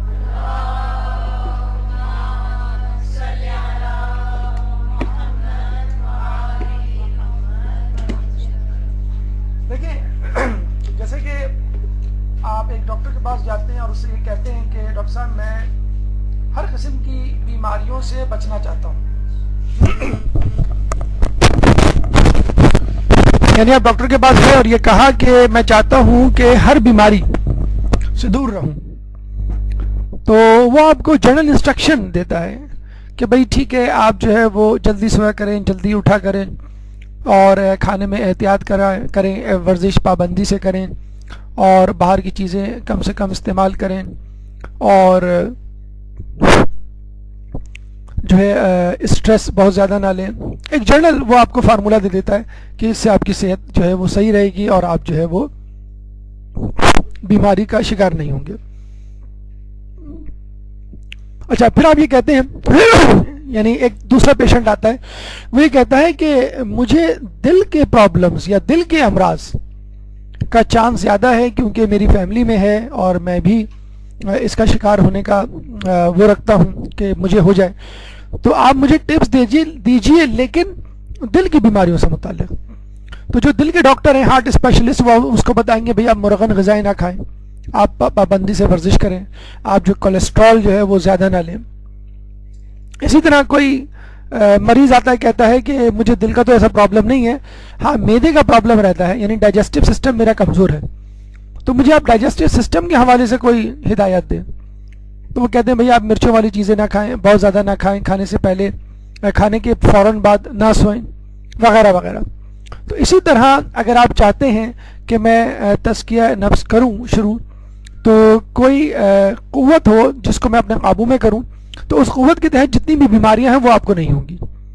جیسے ہم نے آپ کو 4 قوتیں بتائی تھیں، قوت غضب، قوت شہوت، قوت عقل، قوت وہم۔ اگر ان 4 قوتوں کو اگر آپ کنٹرول کر لیں تو انہی 4 قوتوں سے مزید بیماریاں جنم لیتی ہیں۔ تو اس میں جو پہلی قوت، اگر آپ چاہتے ہیں کہ میں فردن گناہ چھوڑوں اور فردن کوئی نیکی کروں، اس سے بہتر یہ ہے کہ میں اپنی نفس کی قوتوں کو قابو کر لوں، یعنی شہوت کو قابو کر لوں، عقل کو قابو کر لوں، وہم کو قابو کر لوں، غضب کو قابو کر لوں۔ اس سے ریلیٹڈ جو بیماریاں اور امراض ہیں وہ نہیں ہوں گے۔ اچھا، اب یہاں سوال یہ پیدا ہوتا ہے کہ ہم کون سی قوت کو قابو کریں، شہوت کو، غضب کو، عقل کو، کہ وہم کو؟ تو علماء اعلام نے اور معراج السعادہ کے مؤلف اور مصنف نے ملا احمد عراقی نے لکھا ہے کہ علماء کا یہ متفقہ فیصلہ ہے کہ جس قوت کو سب سے پہلے کنٹرول کرنا چاہیے، قابو کرنا چاہیے، وہ ہے شہوت، قوت شہوت، اس کے بعد قوت غضب، اس کے بعد قوت عقل، اس کے بعد قوت وہم۔ یہ سیکوینس ہونا چاہیے. اگر آپ چاہتے ہیں کہ میں اپنی نفس کی قوتوں کو کنٹرول کروں تو اس سیکوینس میں کریں. کیوں؟ علماء علام فرماتے ہیں کہ انسان جب پیدا ہوتا ہے تو بچپن، لڑکپن، جوانی کا یہ جو دور ہے اسٹیپ بائی اسٹیپ، اس میں جو سب سے پہلی قوت پروان چڑھتی ہے وہ ہے شہوت کی. اس کے بعد جو قوت پروان چڑھتی ہے وہ ہے غضب کی. اس کے بعد جو قوت پروان چڑھتی ہے وہ ہے عقل کی. اس کے بعد وہم. تو آپ نے مثلا اس میں مثال دیتا ہوں، جب بچہ پیدا ہوتا ہے تو سب سے پہلے جو قوت پروان چڑھتی ہے وہ شہوت کی. کیسے؟ آپ نے دیکھا ہوگا کہ بچے، اچھا ہمارے یہاں شہوت کا مطلب وہ شہوت نہیں ہے جو عمومی زبان میں لیا جاتا ہے. ہمارے یہاں شہوت کا مطلب ہے ایسی کوئی چیز، ایسا کوئی کام، ایسا کوئی فعل جس سے مادی طور پر آپ کو فائدہ حاصل ہو، جسمانی طور پہ راحت ملے. اس میں کھانا، پینا، سونا سب شامل ہے. دیکھیں مثلا ہم دیکھتے ہیں کہ بچہ جب پیدا ہوتا ہے تو اس کے بعد سے لے کر کچھ عرصے تک، یعنی چند سالوں تک، اس کی بھی ڈیویژن آپ سن لیجئے کہ بچے کے دور کو جب تک وہ جوانی میں داخل نہیں ہوتا، اسلام نے 3 ادوار میں تقسیم کیا ہے. پیدائش سے 7 سال، 7 سال سے 14 سال، اور 14 سے 21 سال. یعنی every 7 years there is a phase. First phase 7 years کا ہوتا ہے، فرسٹ 7 ایئرس جس میں شہوت پروان چڑھتی ہے. سیکنڈ 7 ایئر فرام 7 to 14 غضب پروان چڑھتا ہے. اور تھرڈ فیز میں 14 to 21 عقل پروان چڑھتی ہے. تو پہلے آپ کو شہوت پہ کنٹرول کرنا ہے. شہوت کنٹرول ہوگی تو غضب پہ بھی کنٹرول آ جائے گا، اور جب غضب کنٹرول ہوگا تو پھر عقل بھی آسانی سے آپ کے کنٹرول میں آ جائے گی. تو بچے پہ جو اثر ہوتا ہے سب سے پہلے وہ شہوت کا ہوتا ہے. کیسے؟ دیکھیں بچے کو کھانے کی ضرورت ہوتی ہے، پینے کی ضرورت ہوتی ہے، اچھے لباس کی ضرورت ہوتی ہے، سونے کی ضرورت ہوتی ہے. بچوں کو اس کے علاوہ کسی چیز کی ضرورت نہیں ہوتی. اپ ٹو 7 ایئرس آپ دیکھیں بچہ جو ہے بس انہی کاموں میں مگن رہتا ہے، کھانا پینا. جب بھی آپ دیکھیں ٹی وی پہ جو ایڈورٹیزمنٹ آتے ہیں، کولڈ ڈرنکس کے ہوں، چپس کے ہوں، بسکٹس کے ہوں، یا چاکلیٹ کے ہوں، یا آئس کریم کے ہوں، وہ بچوں کو زیادہ اٹریکٹ کرتے ہیں، بڑوں کو اتنا زیادہ اٹریکٹ نہیں کرتے. اور آپ نے یہ بھی دیکھا ہوگا کہ بچوں میں کھانے پینے کی عادت زیادہ ہوتی ہے. یعنی ہر 2 گھنٹے بعد، ہر 4 گھنٹے بعد، ہر 6 گھنٹے بعد کچھ نہ کچھ کھانے کو چاہیے. اس کہتے ہیں چیز، ایک لفظ مشہور ہے ہمارے یہاں، اردو والا چیز، انگلش والا چیز نہیں کہ امی پیسے دے دیں. کیوں؟ چیز کھانی ہے. کیا چیز کھانی ہے امی؟ بس آپ دے دیں. چیز کا نام کبھی نہیں بدلاتے بچے کہ کیا چیز کھانی ہے. بس چلے جاتے ہیں بازار سے، بتلا دیا تو امی ڈانٹیں گی یہ بنٹی ونٹی کیا ہوتا ہے بھائی، یہ چلی ملی کیا ہوتا ہے، عجیب و غریب نام، اور بچے بس کھاتے ہیں. اور نت نئے فلیور. اور ہم نے شاید آپ کو بتلایا بھی تھا کہ بچوں میں ان کی زبان پر 45,000 ٹیسٹ برڈز ہوتے ہیں، جو کہ ان دا مڈل ایج اور اولڈ ایج ریڈیوس ہو کر 10,000 ٹیسٹ برڈز میں چینج ہو جاتی ہیں. تو اسی لیے دیکھا گیا ہے کہ بڑوں میں عموماً اتنا ذوق شوق نہیں ہوتا ذائقے کا. تو بچوں میں 45,000 اور بڑوں میں یا مڈل ایجڈ لوگوں میں 10,000 ٹیسٹ برڈز ہوتی ہیں. تو بچوں میں شہوت زیادہ ہوتی ہے. اچھا بچوں کو سونے کا بھی شوق ہوتا ہے. آپ نے دیکھا ہوگا جیسے جیسے آدمی کی عمر بڑھتی ہے سونے کا شوق کم ہوتا چلا جاتا ہے آدمی کا. آدمی کی نیند کم ہوتی ہے، بچوں کے مقابلے میں کم ہوتی ہے. بچوں کی نیندیں جو ہیں وہ شروع کا جو بچہ ہوگا یعنی نو مولود بچہ ہو تو وہ تو بس سوتا ہے اور دودھ پیتا ہے، بس اس کے علاوہ کوئی تیسرا کام اس کو ہوتا ہی نہیں ہے. 20-22 گھنٹے بھی نیند ہوتی ہے بچوں کی جو بالکل نو مولود بچے ہوتے ہیں. اس کے بعد جو وہ ریڈیوس ہوتی ہے 20، پھر 14، پھر 10، اور پھر آخر میں جوانی میں جا کے وہ تقریباً اراؤنڈ 7 to 8 آورز بن جاتی ہے، 6 to 8 آورز.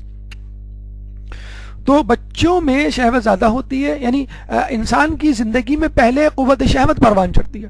تو علماء علام فرماتے ہیں کہ آپ شہوت کو کنٹرول کریں، شہوت سے متعلق گناہوں کو خود بخود آپ قابو کر لیں گے. اس کے بعد آپ غضب پہ جائیں، اس کے بعد آپ عقل پہ جائیں. تو پہلے آپ کو اپنی شہوت پہ کنٹرول کرنا ہے. شہوت پہ کنٹرول ہو جائے گا تو آسانی کے ساتھ غضب پہ کنٹرول ہوگا، اور جب غضب پہ کنٹرول ہوگا تو خود بخود عقل بھی کنٹرول میں آ جائے گی. اچھا اب آپ یہ دیکھ لیجئے، یہ آپ کو سمجھ میں آ گیا ہوگا کہ یہ سیکوینس ایسا کیوں ہے، یعنی پہلے شہوت پھر غضب پھر عقل کیوں ہے؟ کیونکہ اسی سیکوینس میں انسان کے اندر قوت نفس پروان چڑھتی ہیں. ٹھیک ہے، first 7 years, second 7 years and third 7. اچھا اتفاق کی بات یہ 21 ایئرز، ایک تو حدیث میں بھی ہے، روایت میں بھی ہے کہ انسان کی عقل 21 سال میں کامل ہوتی ہے. اچھا یہ بھی آپ کو سن کے حیرت ہوگی کہ مغربی ممالک میں 21 سال کی عمر جو ہے وہ اسٹینڈرڈ مانی گئی ہے، اس کو ایڈلٹ کہتے ہیں. عموماً کافی جگہوں پہ 18 ایئرز کی عمر استعمال کی جاتی ہے. 18 سے کم عمر کے جو لوگ ہیں ان کو مائنر یا بچہ سمجھا جاتا ہے، اور 18 سے زیادہ کو جو ہے وہ بڑا سمجھا جاتا ہے. لیکن کچھ جگہوں پر 21 کی فگر ہے. تو آپ دیکھیں وہ تقریباً وہی فگر جو اسلام میں بھی ہے کہ 21 سال میں انسان کی عقل کامل ہوتی ہے. ایک تو ہم کہتے ہیں نا کہ بالغ ہونا، اور ایک ہوتا ہے راشد ہونا. بالغ ہونا ایک الگ بات ہے اور راشد ہونا ایک الگ بات ہے.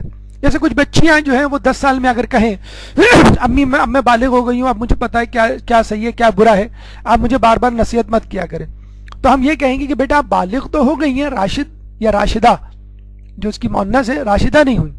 اس طرح بچہ جو ہے وہ اگر 18 سال کا ہو جائے یا 16 سال کا ہو جائے کہ امی میں بس بالغ ہو گیا ہوں، اب آپ مجھے نصیحت مت کیا کریں، اب مجھے پتا ہے مکلف ہوں میں. ٹھیک ہے مکلف تو ہے، وہ شرعی طور پہ بالغ ہے لیکن راشد نہیں ہوا ہے. حدیث کے مطابق انسان راشد کب ہوتا ہے؟ 21 سال کی عمر میں. اچھا اتفاق سے آپ دیکھ لیجئے جو قوتوں کی جو ڈیولپمنٹ ہے، ان کی ارتقاء یا ان کی ترقی ہے، ان کو بھی اسی طرح 7 سال کے حساب سے ڈیوائڈ کیا گیا ہے. 21 سال میں کہا گیا ہے کہ انسان کی عقل کامل ہوتی ہے. تو اگر آپ پہلے اپنی شہوت کی قوت شہوت کو کنٹرول کریں اگر آپ اپنی قوت شہوت کو کنٹرول کریں تو یہ بالکل ایک نیچرل جرنی ہے، نیچرل فینومینا ہے، اور ایک قدرتی سیکوینس ہے جس کو آپ فالو کریں گے. اس سے آپ کو تزکیہ نفس میں آسانی ہوگی. دیکھیں اب آپ دیکھ لیجئے، کہنے کو تو قوت شہوت کس کا نام ہے؟ کھانا پینا، سونا، آرام کرنا، گفتگو کرنا، دیگر جسمانی لذتیں، ان تمام کا نام ہے قوت شہوت. یعنی ہر وہ چیز جس سے آپ کے جسم کو آرام ملے، آپ کو فرحت ہو، آپ کو خوشی حاصل ہو. یہی ہم نے ڈیفینیشن آپ کو بتلائی تھی قوت شہوت کی. لیکن کتنی بڑی بڑی بیماریوں، برائیوں، گناہوں کا ارتکاب کرواتی ہے قوت شہوت اگر اس کی زیادتی ہو جائے. حب دنیا قوت شہوت سے پیدا ہوتی ہے، لالچ جسے کہہ لیں ہم. غنا یعنی میوزک کا سننا، یہ قوت شہوت سے پیدا ہوتا ہے. حرص یعنی لالچ، یہ قوت شہوت سے پیدا ہوتی ہے. طمع یہ ہوتی ہے کہ کسی دوسرے کے پاس موجود چیز کی لالچ کرنا. حرص یعنی نیچرل لالچ، عام سی لالچ، کسی بھی چیز کی لالچ. اور طمع کا مطلب ہے کسی کے پاس اگر کوئی چیز ہے اس کی لالچ کرنا. آپ کے پاس سیمسنگ ہے، آپ نے آئی فون دیکھ لیا، کسی کے پاس نہیں مجھے آئی فون چاہیے. اگر آپ کے پاس آئی فون ہے، کسی کے پاس سیمسنگ دیکھ لیا، نہیں مجھے سیمسنگ چاہیے. اور دونوں ہیں، نہیں مجھے نوکیا چاہیے. مطلب جو دوسروں کے پاس ہے بس آپ کو وہ چاہیے ہوتا ہے. یہ ہوتا ہے آپ نے بڑا اچھا سے اچھا جوڑا بنایا ہو، جب آپ کسی اپنی سہیلی سے ملنے جاتی ہیں، نہیں مجھے یہ والا پسند ہے، مجھے یہ چاہیے، امی سے کہا کہ مجھے بس یہ دلائیں آپ. بخل یعنی کنجوسی، مال حرام، جو طمع یا حرص کے بعد یا حب دنیا کے بعد آدمی چاہتے ہیں. دیکھیں ایک سیکوینس ہے پورا کہ جب آپ کے اندر شہوت ہوگی تو حب دنیا ہوگی تو طمع اور حرص ہوگی. اگر 2 چیزیں ہوں گی تو مال حرام کرے گا تو خیانت بھی کرے گا. اور ایک ہوتی ہے کثرت کلام، خالی جانا باجے گھنا، یعنی جو کچھ نہیں کر سکتا وہ کم از کم گفتگو کر کے دل بہلا رہا ہوتا ہے. کہ کہتے ہیں نا کہ دکان پکوڑوں کی اور باتیں کروڑوں کی. تو باتیں تو بہت بڑی بڑی کرتا ہے اور ہوتا کچھ بھی نہیں ہے. تو کچھ نہیں تو کثرت کلام. عموماً یہی کہا جاتا ہے جو ناکام لوگ ہوتے ہیں، جو کچھ نہیں کر پاتے، اگر قوت شہوت کا شکار ہیں تو کثرت کلام. اگر قوت شہوت زیادہ ہوگی، بے اعتدالی میں ہوگی، تو یہ گناہ آپ سے وجود میں آئیں گے. کیا کرنا چاہیے کہ ہمارے اندر قوت شہوت ہمارے کنٹرول میں رہے؟ دیکھیں ہم نے یہ پہلے آپ کو بتلا چکے ہیں کہ آپ کو اپنی قوتوں کو دبانا نہیں ہے، اپنی قوتوں کو ختم نہیں کرنا ہے، کیونکہ یہ قوتیں آپ کی بقا ارتقاء کی ضامن ہیں. اگر آپ اپنے اندر سے شہوت نکال لیں یعنی کھانے پینے سونے کی خواہش، تو آدمی تو بھوکا رہے گا، آدمی تو سوئے گا نہیں، اور at the end of the day اس کو مر جانا ہے. ایسے خودکشی تو حرام ہے ہمارے یہاں. لیکن آپ کو بہت زیادہ آرام طلبی، بہت زیادہ راحت، بہت زیادہ لذت سے پرہیز کرنا ہے. دیکھیں اسلام نے آٹومیٹیکلی آپ کو ایسا روٹین، ایسا ٹائم ٹیبل دیا ہے کہ جس میں آپ بہت زیادہ آرام طلبی، راحت، لذت نہیں اپنا سکتے. یعنی آپ رات میں سوتے ہیں، صبح آپ کو نماز شب اور فجر کے لیے اٹھنا ہے. اس کا مطلب یہ ہوا کہ آپ بہت زیادہ نیند نہیں لے سکتے. اس طرح بیچ بیچ میں آپ کو نمازیں دی گئی ہیں تو بہت زیادہ آپ لہو و لعب میں مبتلا نہیں ہو سکتے. پھر آپ کو ماہ رمضان کے روزے دیے گئے، پھر آپ کو شب معراج اور شب براءت اور شب قدر کی راتیں دی ہیں. تو پریکٹس کروائی گئی ہے کہ نیند کو کم کرو، کھانے کو کم کرو، آرام طلبی کو کم. پھر ذریعہ معاش آپ کو دیا گیا، بھئی آپ کو کمانا ہے. پھر عورتوں کو کہا گیا کہ ٹھیک ہے، مرد اگر مصروف ہے، زحمت، مشقت، تکلیف، مصیبت میں باہر، تو تم گھر کی مصیبت اور مشقت اٹھاؤ، تم گھر کے سارے کام کاج کرو. تو اسلام جو ہے سستی کاہلی کو ناپسند کرتا ہے. ایک شخص آیا امام کے پاس، کہنے لگا کہ آپ میرے لیے دعا کریں. تو امام نے کہا میں دعا تو کروں گا، لیکن اپنی حاجتیں اور مصیبتیں لوگوں کو بتایا نہ کرو کہ لوگ یہ سمجھیں گے کہ تم جو ایک ناکام شخص ہو، اس طرح تم سے لوگ کٹ جائیں گے. اس طرح ایک اور شخص آیا، اس نے امام سے کہا، تو امام نے کہا میں تمہارے لیے ہرگز دعا نہیں کروں گا. وہ بڑا شخص حیران ہوا، کہنے لگا آپ کیوں نہیں دعا کریں گے؟ اس لیے کہ اگر تم چاہتے ہو کہ تمہاری معاشی مشکلات حل ہوں تو گھر سے نکلو اور محنت کرو اور کماؤ. اس طرح ہمیں ملتا ہے کہ ہمارے چھٹے امام، امام جعفر صادق علیہ السلام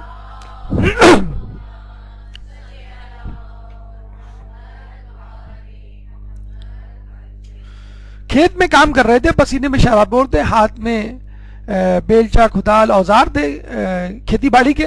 تو کسی نے دیکھا تو کہا کہ امام میں آپ کی مدد کر دو، اس طرح اچھا نہیں لگتا پسینے میں شرابور گرمی کے موسم میں باغ میں کام کرے. تو امام نے کہا مجھ سے بہتر لوگوں نے کام کیے ہیں یہ، اور اللہ تعالیٰ پسند کرتا ہے کہ مومن جو ہے وہ محنت مشقت سے کمائی کرے.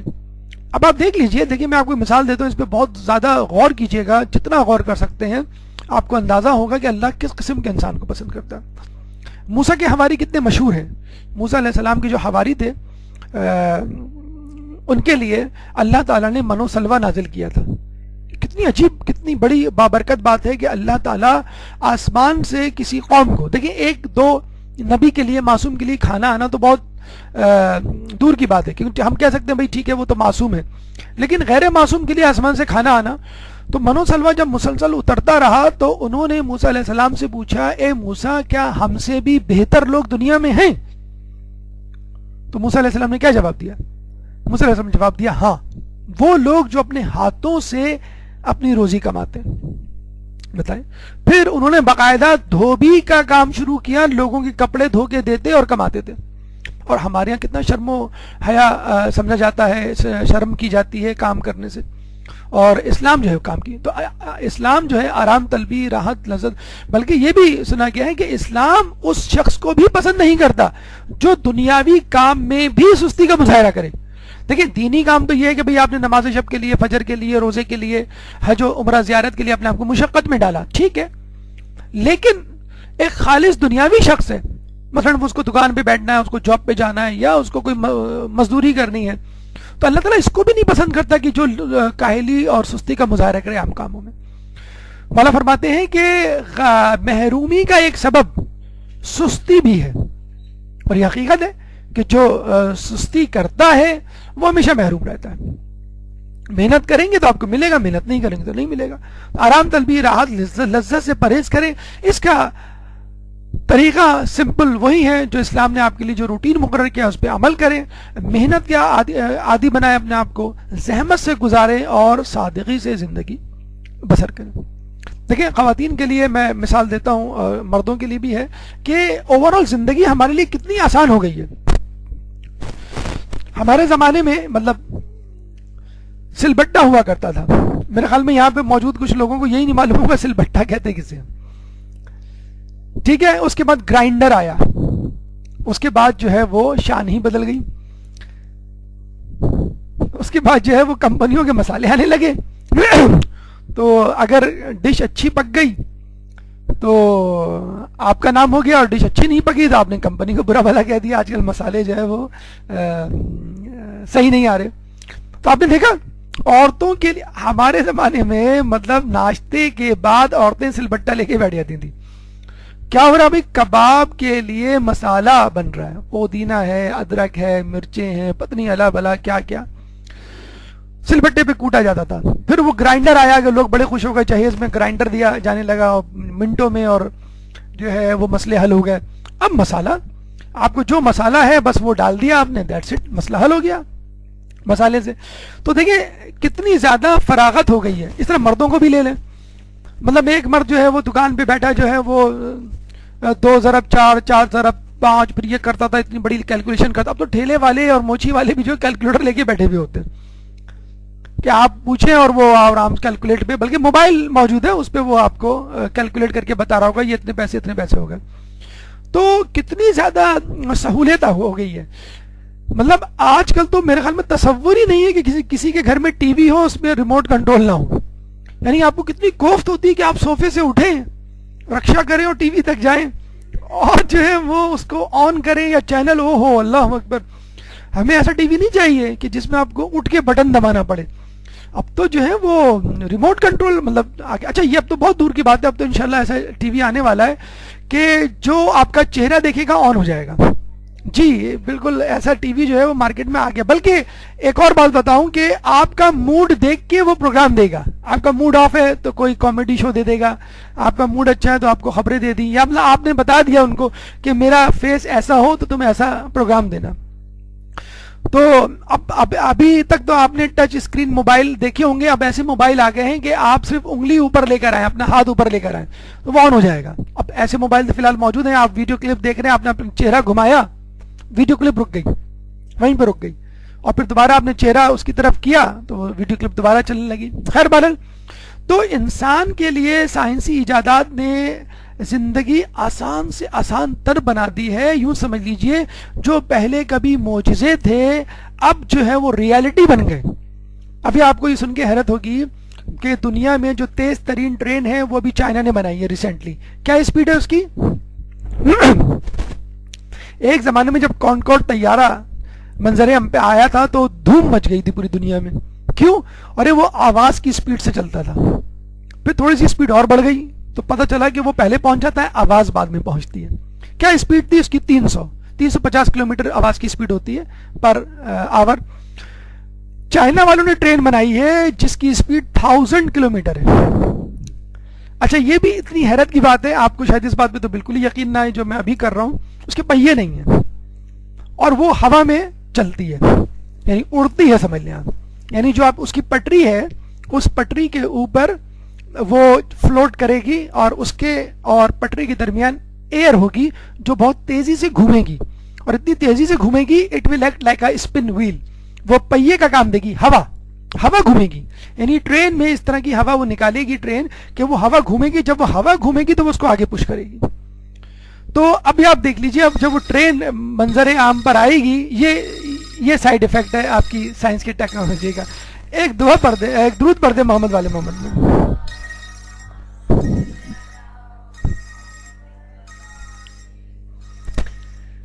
تو اچھا یہ میں آپ کو حیرت کی بات نکلی ہے تو میں آپ کو بتا دوں کہ جو سلیمان علیہ السلام کا قالین تھا وہ 2 قسم کی ہوائیں اس کو اڑاتی تھیں, ایک ہلکی ہوا اور ایک بھاری ہوا.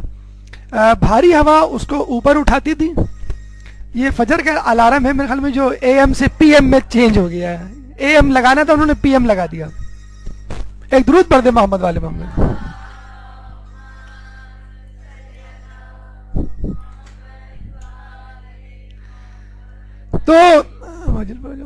تو وہ ہوا 2 قسم کی ہوتی تھی, ایک بھاری ہوا جو قالین کو اڑاتی تھی اوپر کرتی تھی, اور ہلکی ہوا جو اس کو لے کے گھومتی تھی. تو آپ نے دیکھا سلمان علیہ السلام کو جو قالین اڑانے کا میکینزم تھا اب وہ چائنا والوں نے استعمال کر لیا. تو آپ نے دیکھا. تو اچھا ایک عالم دین سے میری ملاقات ہوئی, انگلینڈ سے آئے تھے, تو بات چل رہی تھی بڑے فخر سے. دوسرے لوگ کہہ رہے تھے دیکھیں جو چیز مغرب والوں نے ابھی ایجاد کی وہ ہماری کتابوں میں پہلے سے لکھی ہوئی ہے. تو انہوں نے غصے میں کہا تو پھر آپ نے کیوں نہیں ایجاد کر لی؟ تو کہنے لگے کہ آپ ہمیشہ یہ کہہ دیتے ہیں کہ جو چیزیں سائنسدانوں نے ابھی ایجاد کی, دریافت کی, مولا علی نے, رسول نے اور قرآن نے پہلے بتا دیا. ارے بھائی تو آپ بنا لیتے, آپ اڑا لیتے ایسا جہاز یا ایسی ٹرین یا ایسا موبائل. تو خیر اس میں بھی بات ہو سکتی ہے, ہمارے والے کام کر تو رہے ہیں لیکن اپنی گورنمنٹ کے تحت نہیں, دوسروں کی گورنمنٹ کے تحت. اپنی گورنمنٹ کو صرف نہیں کرے, دوسری گورنمنٹ کو. میں آپ کو ایک چھوٹی سی مثال دے دوں. ابھی ایران نے ڈرون طیارہ جو ہے وہ اتارا تھا امریکہ کا، جو ایران کی سرحد سے گزر رہا تھا، اس کو اتار کے باقاعدہ اس کی کاپی بھی بنا ڈالی انہوں نے. اسی طرح سیٹلائٹس اور میزائل تو انہوں نے بنائے ہوئے ہیں. ایک عجیب خبر ابھی آئی تھی کہ 30 مارچ کو ترکی میں 12 گھنٹے تک بجلی غائب رہی. یہاں اس کی خبر نہیں آئی ہے لیکن بین الاقوامی میڈیا پہ اس کی خبریں آئی ہیں. ترکی میں 12 گھنٹے تک، اسپیشلی انقرہ میں، اس کے اطراف میں 12 گھنٹے تک بجلی غائب رہی. کیوں؟ کہ ایران کے ہیکرز نے ان کا پورا کمپیوٹر سسٹم ہیک کر لیا تھا، اور وہ سزا دی تھی ایرڈوغان کو، یعنی نجم الدین اربکان کو، کہ جس نے جو ہے یمن کی حمایت کی تھی اور ایران کی مخالفت کی تھی. تو آپ دیکھیں یہ ایسا نہیں ہے کہ مسلمانوں میں آئی کیو نہیں ہے یا مسلمان یہ کام نہیں کر سکتے، کر رہے ہیں لیکن اس کو ہائی لائٹ نہیں کیا جاتا، یا مسلمان کر تو رہے لیکن دوسرے ممالک میں جا کے، ویسٹرن کنٹریز میں جا کے ان کی کیسے کہتے ہیں کہ سپرویژن میں. بہرحال یہ جو سائنٹیفک گیجٹس ہیں، اس کا مطلب یہ نہیں ہے کہ آپ آرام دہ زندگی کو بنا لیں، اس کا مطلب یہ ہے کہ آپ اپنی زندگی کو اسپیڈ اپ کریں. بھائی دیکھیں نا، پہلے یہ تھا کہ بھائی لوگ دور رہتے تھے تو ان سے ملنے ملانے کا جو ہے وہ وقت نہیں تھا اور رابطہ کرنا ممکن نہیں تھا. جب وہ سالوں بعد آتے تھے تو آپ ان سے ملتے تھے، ان کو دیکھتے تھے. اب واٹس ایپ ہے ہمارے پاس وائبر ہے، بلکہ اب تو وائبر کی بعد وائپر آ گیا ہے، WIPER، وائپر. وائپر تو ایسا ہے کہ آپ جو ہے جس کو میسج بھیجیں گے آپ اس کے موبائل سے اپنا میسج ڈیلیٹ کر سکتے ہیں. یعنی غلطی سے آپ نے کسی کو میسج بھیج دیا، دیکھیں کتنی اہم چیز ہے نا اور اس نے اپنی امی کو یا آپ کی امی کو دکھا دیا تو اس کا بھی توڑ نکل آیا ہے کہ آپ نے جو میسج بھیجا ہے، جو چلا گیا، ہاتھ سے نکل گیا، تیر کمان سے نکل گیا. ہم کہتے ہیں بھائی اب تو چلا گیا، اب کیا کریں، کہ نمبر چینج کر لیں. ہم آپ کہہ دیں گے ابھی میرا موبائل چوری ہو گیا تھا، کسی اور نے، کسی فاسق و فاجر نے یہ میسج بھیجا ہے، میں نے نہیں بھیجا. تو میسج جو جا چکا ہے وہ میسج اس کے موبائل سے ڈیلیٹ ہو جائے گا وائپر نام سے. تو ہم نے کہا ماشاءاللہ ایسے ایسے اب گیجٹس اور وہ آ گئے. واٹس ایپ پہلے کال نہیں تھی، اب واٹس ایپ پہ جو ہے وہ کال سسٹم آ گیا ہے، اور پہلے جو ہے وہ آئی فون پہ نہیں تھی. اب یہ بھی گڈ نیوز آ گئی کہ آئی فون والوں نے بھی اس کو لانچ کر دیا اپنے گیجٹ. تو آپ نے دیکھا، اچھا یہی سائنٹیفک انوینشن ہمارے لیے درد سر بن رہی ہے. یہ اب یہ بعد میں معلوم کر لیے گا کیسے حاصل کریں اس کو، وائپر کو.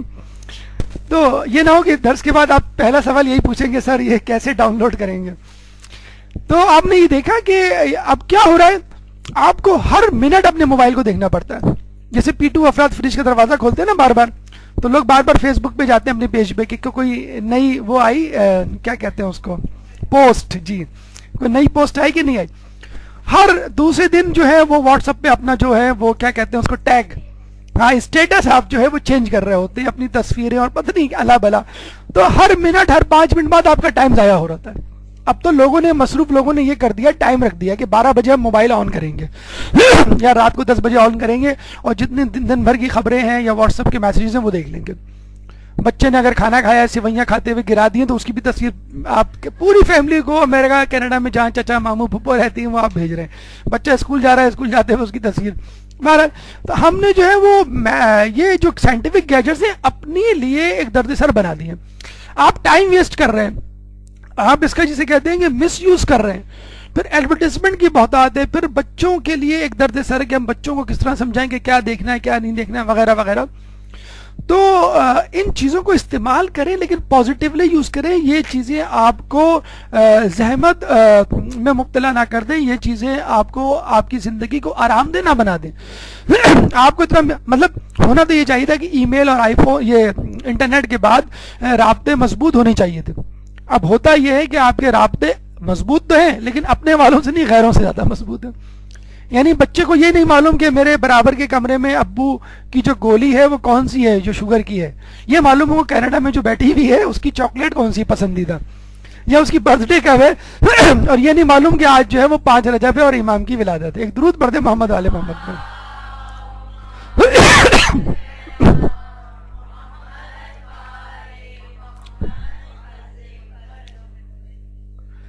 دال آ جائے ہمارے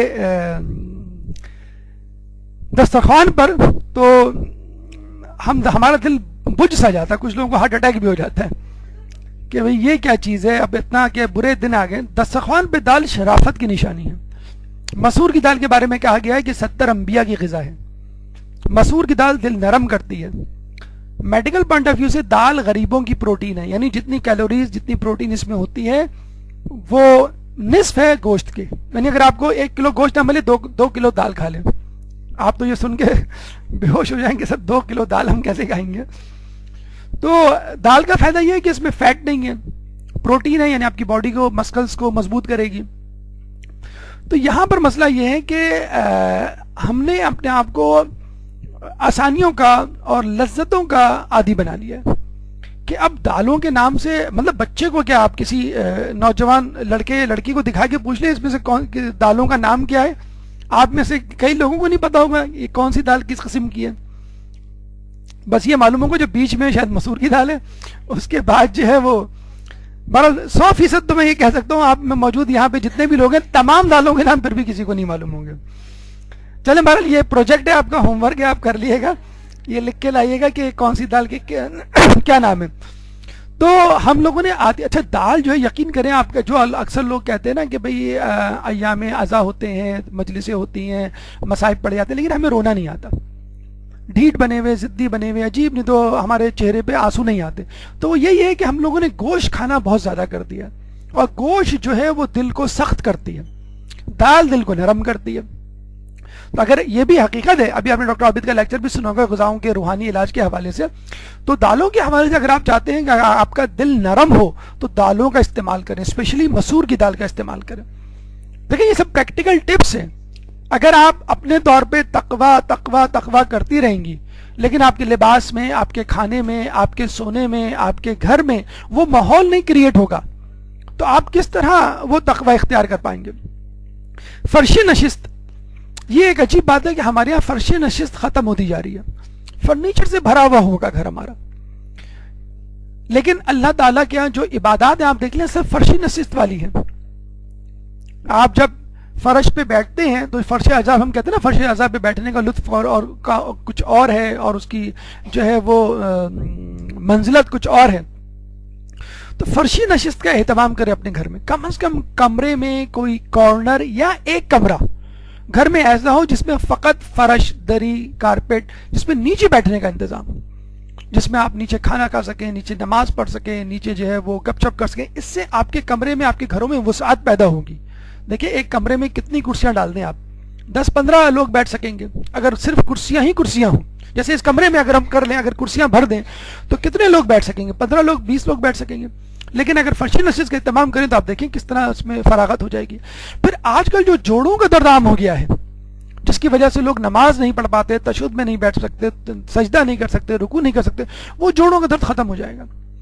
پھر تشہد میں بیٹھنا خود میڈیکل پوائنٹ آف ویو سے آپ کا جو سولیس مسل ہے وہ اس کو مجبور کرتا ہے کہ وہ بلڈ پمپ کرے آپ کی باڈی کی طرف.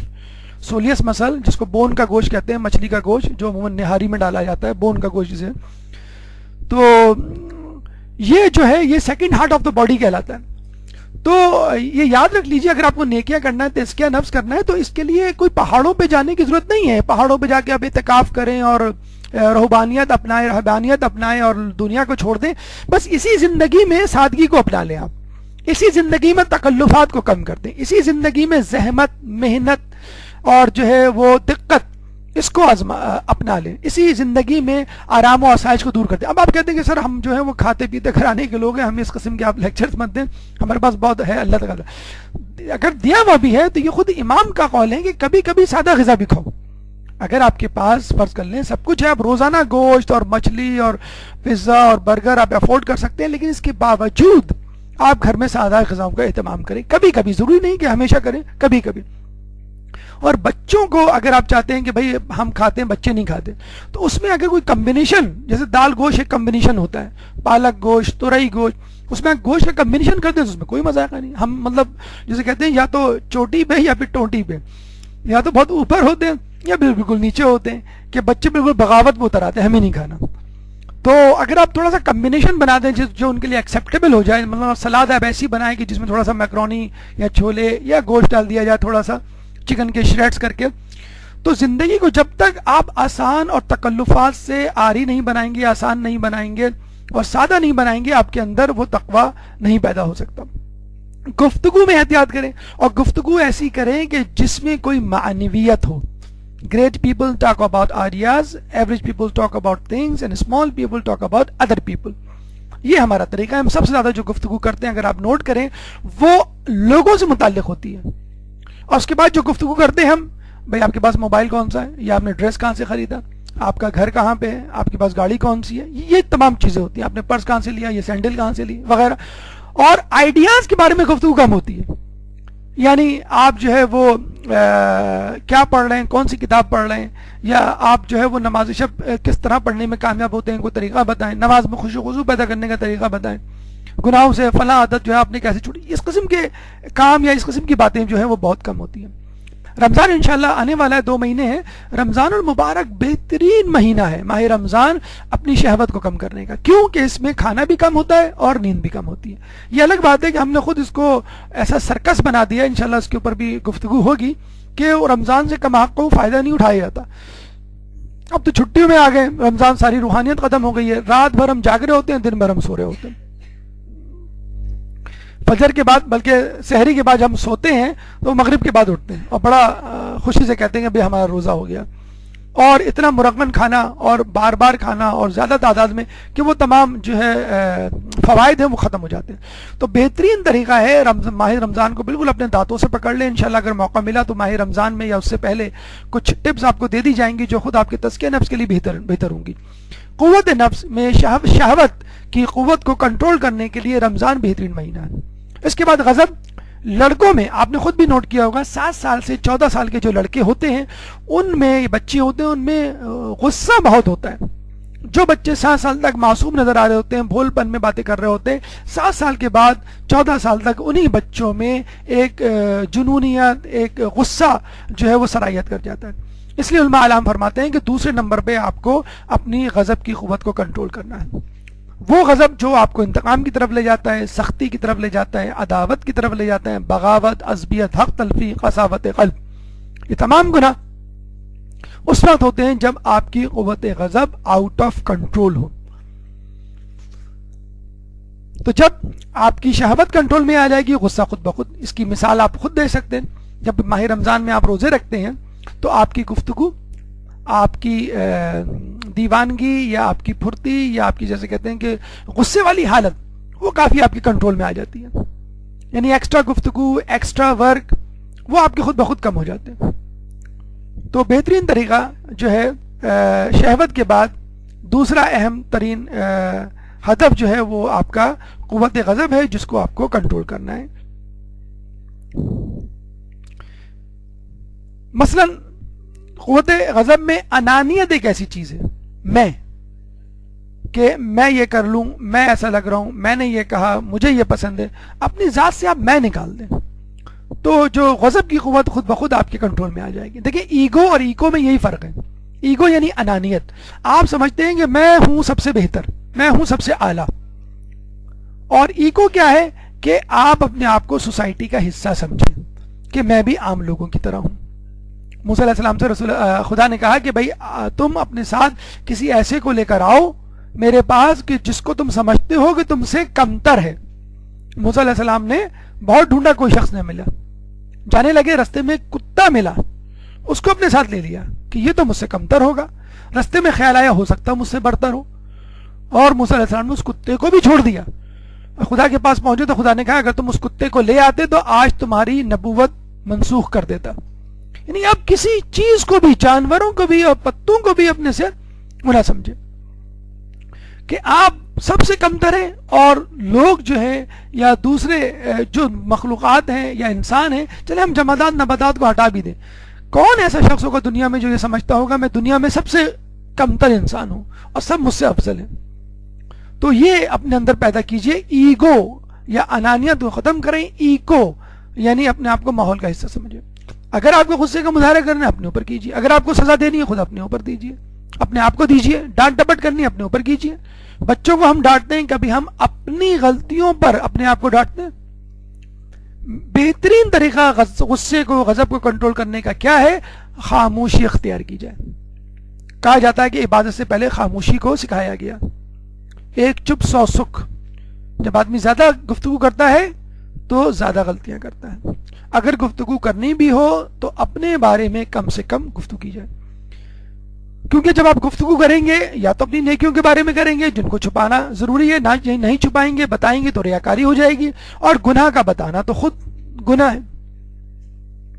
اور جب آپ خاموش رہیں گے تو خود بخود عفو و درگزر سے کام لیں گے۔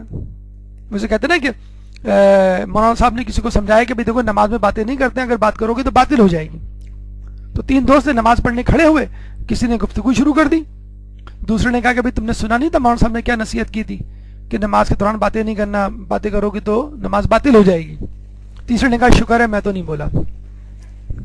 تو کچھ لوگ اس طرح بھی بول دیتے ہیں کہ دیکھو کسی کی غیبت نہیں کرنی چاہیے، غلط بات ہے، اور غیبت کرو گے تو یہ ہوگا وہ ہوگا، اور تم تو جو ہے وہ بہت ہی برے انسان ہو، یا فلاں جس کے بارے میں تم برائی کر رہے ہو یہ نہیں وہ، تو وہ نہ کرتے بھی آدمی اس برائی میں انوالو ہو جاتا ہے۔ تو بعض اوقات جو ہے سر عام کسی کو گناہوں پہ ٹوکنا اس کی توہین کا سبب بنے تو بھی آپ کو نہیں ٹوکنا چاہیے۔ صلح رحمی جس کے بارے میں کہا گیا ہے کہ وہ کتنے نعمتوں کا اضافہ کرتی ہے، اور قطع رحمی کتنے گناہوں کا اور فساد کا موجب بنتی ہے۔ قبیلوں میں جو جنگیں ہوا کرتی تھی اس زمانے میں چھوٹی چھوٹی باتوں پر لوگ قطع رحم کر لیا کرتے تھے۔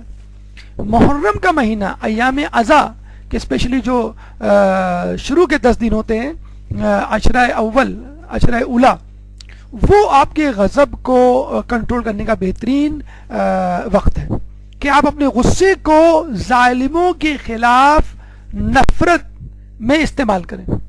جتنی لعنت بھیج سکتے ہیں اہل بیت کے دشمنوں پر آپ لعنت بھیجیں، یہ بہترین طریقہ ہے۔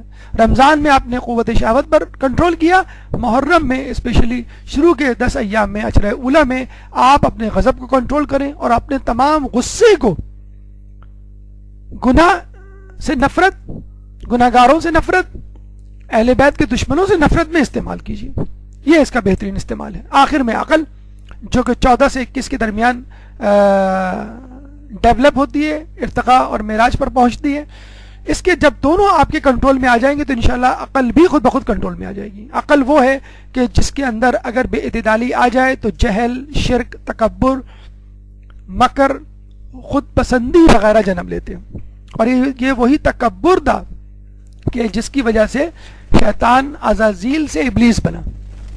عزازیل تھا وہ جنوں میں سے تھا اور اتنی عبادت کرتا تھا کہ فرشتوں سے افضل ہو گیا، بلکہ تمام لوگوں سے اس زمانے میں، لیکن اپنی عبادت کے گھمنڈ میں، تکبر میں مبتلا ہو گیا اور اس کے بعد ابلیس بن گیا۔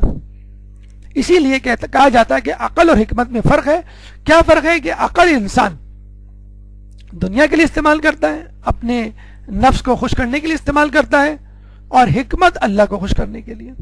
ورنہ دنیا میں دانشوروں کی کمی نہیں ہے، مغربی ممالک میں، غیر مسلم ممالکوں میں، لیکن وہ تمام کی تمام عقل انسان کی زندگی کو بہتر بنانے کے لیے استعمال کر رہے ہیں، جبکہ ہم اپنی عقل اللہ تعالیٰ کو خوش کرنے کے لیے اور اپنی آخرت کو بہتر بنانے کے لیے کرتے ہیں۔ یہ ہے ایک حکیم میں اور ایک عقل مند میں۔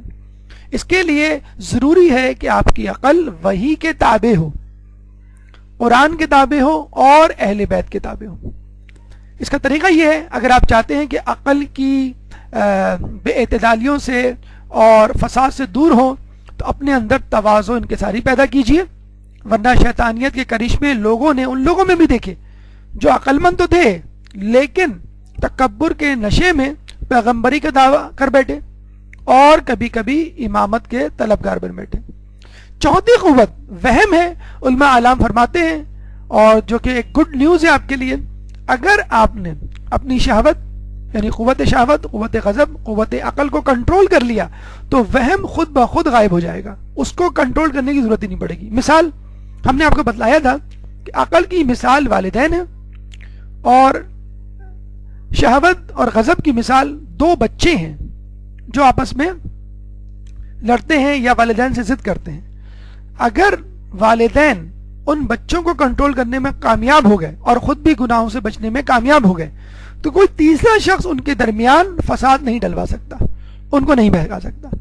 اس کہتے ہیں نا کہ اگر آپ کا بچہ صحیح ہوگا، آپ کی اولاد فرما بردار ہوگی آپ کی، تو آپ کو یہ نہیں کہنا پڑے گا فلاں سے نہ ملو، آپ کو محلے میں کسی برے شخص کو یا برے لڑکے کو ڈانٹنا نہیں پڑے گا کہ تم میرے بچے کے ساتھ کیوں رہتے ہو، تو وہی کہے گا بھائی آپ کا بچہ خود میرے ساتھ رہتا ہے۔ تو غضب، شہوت عقل کو کنٹرول کر لیا تو وہاں خود بخود غائب ہو جاتا ہے اور وہ میدان چھوڑ جاتا ہے. اس کی میڈیکل پوائنٹ آف ویو سے مثال ایسی ہے کہ اگر آپ معاشرے میں موجود 80% لوگوں کو ویکسین لگا دیں تو 20% لوگوں کو ویکسین لگانے کی ضرورت نہیں پڑتی, کیونکہ بیکٹیریا سروائیو ہی نہیں کر سکتا.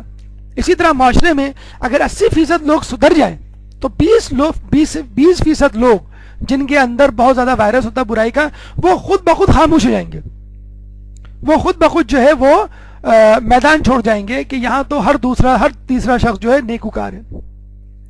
یہ تمام تر گفتگو روحانی علاج کیسے کریں اس دوئم کے حوالے سے اپنے اختتام کو پہنچی.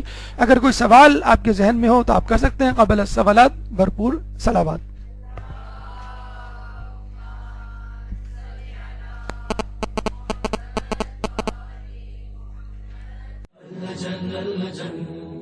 اللجن اللجن يا مولا اللجن اللجن اللجن اللجن ماستر اللجن اللجن اللجن يا صاحب السماء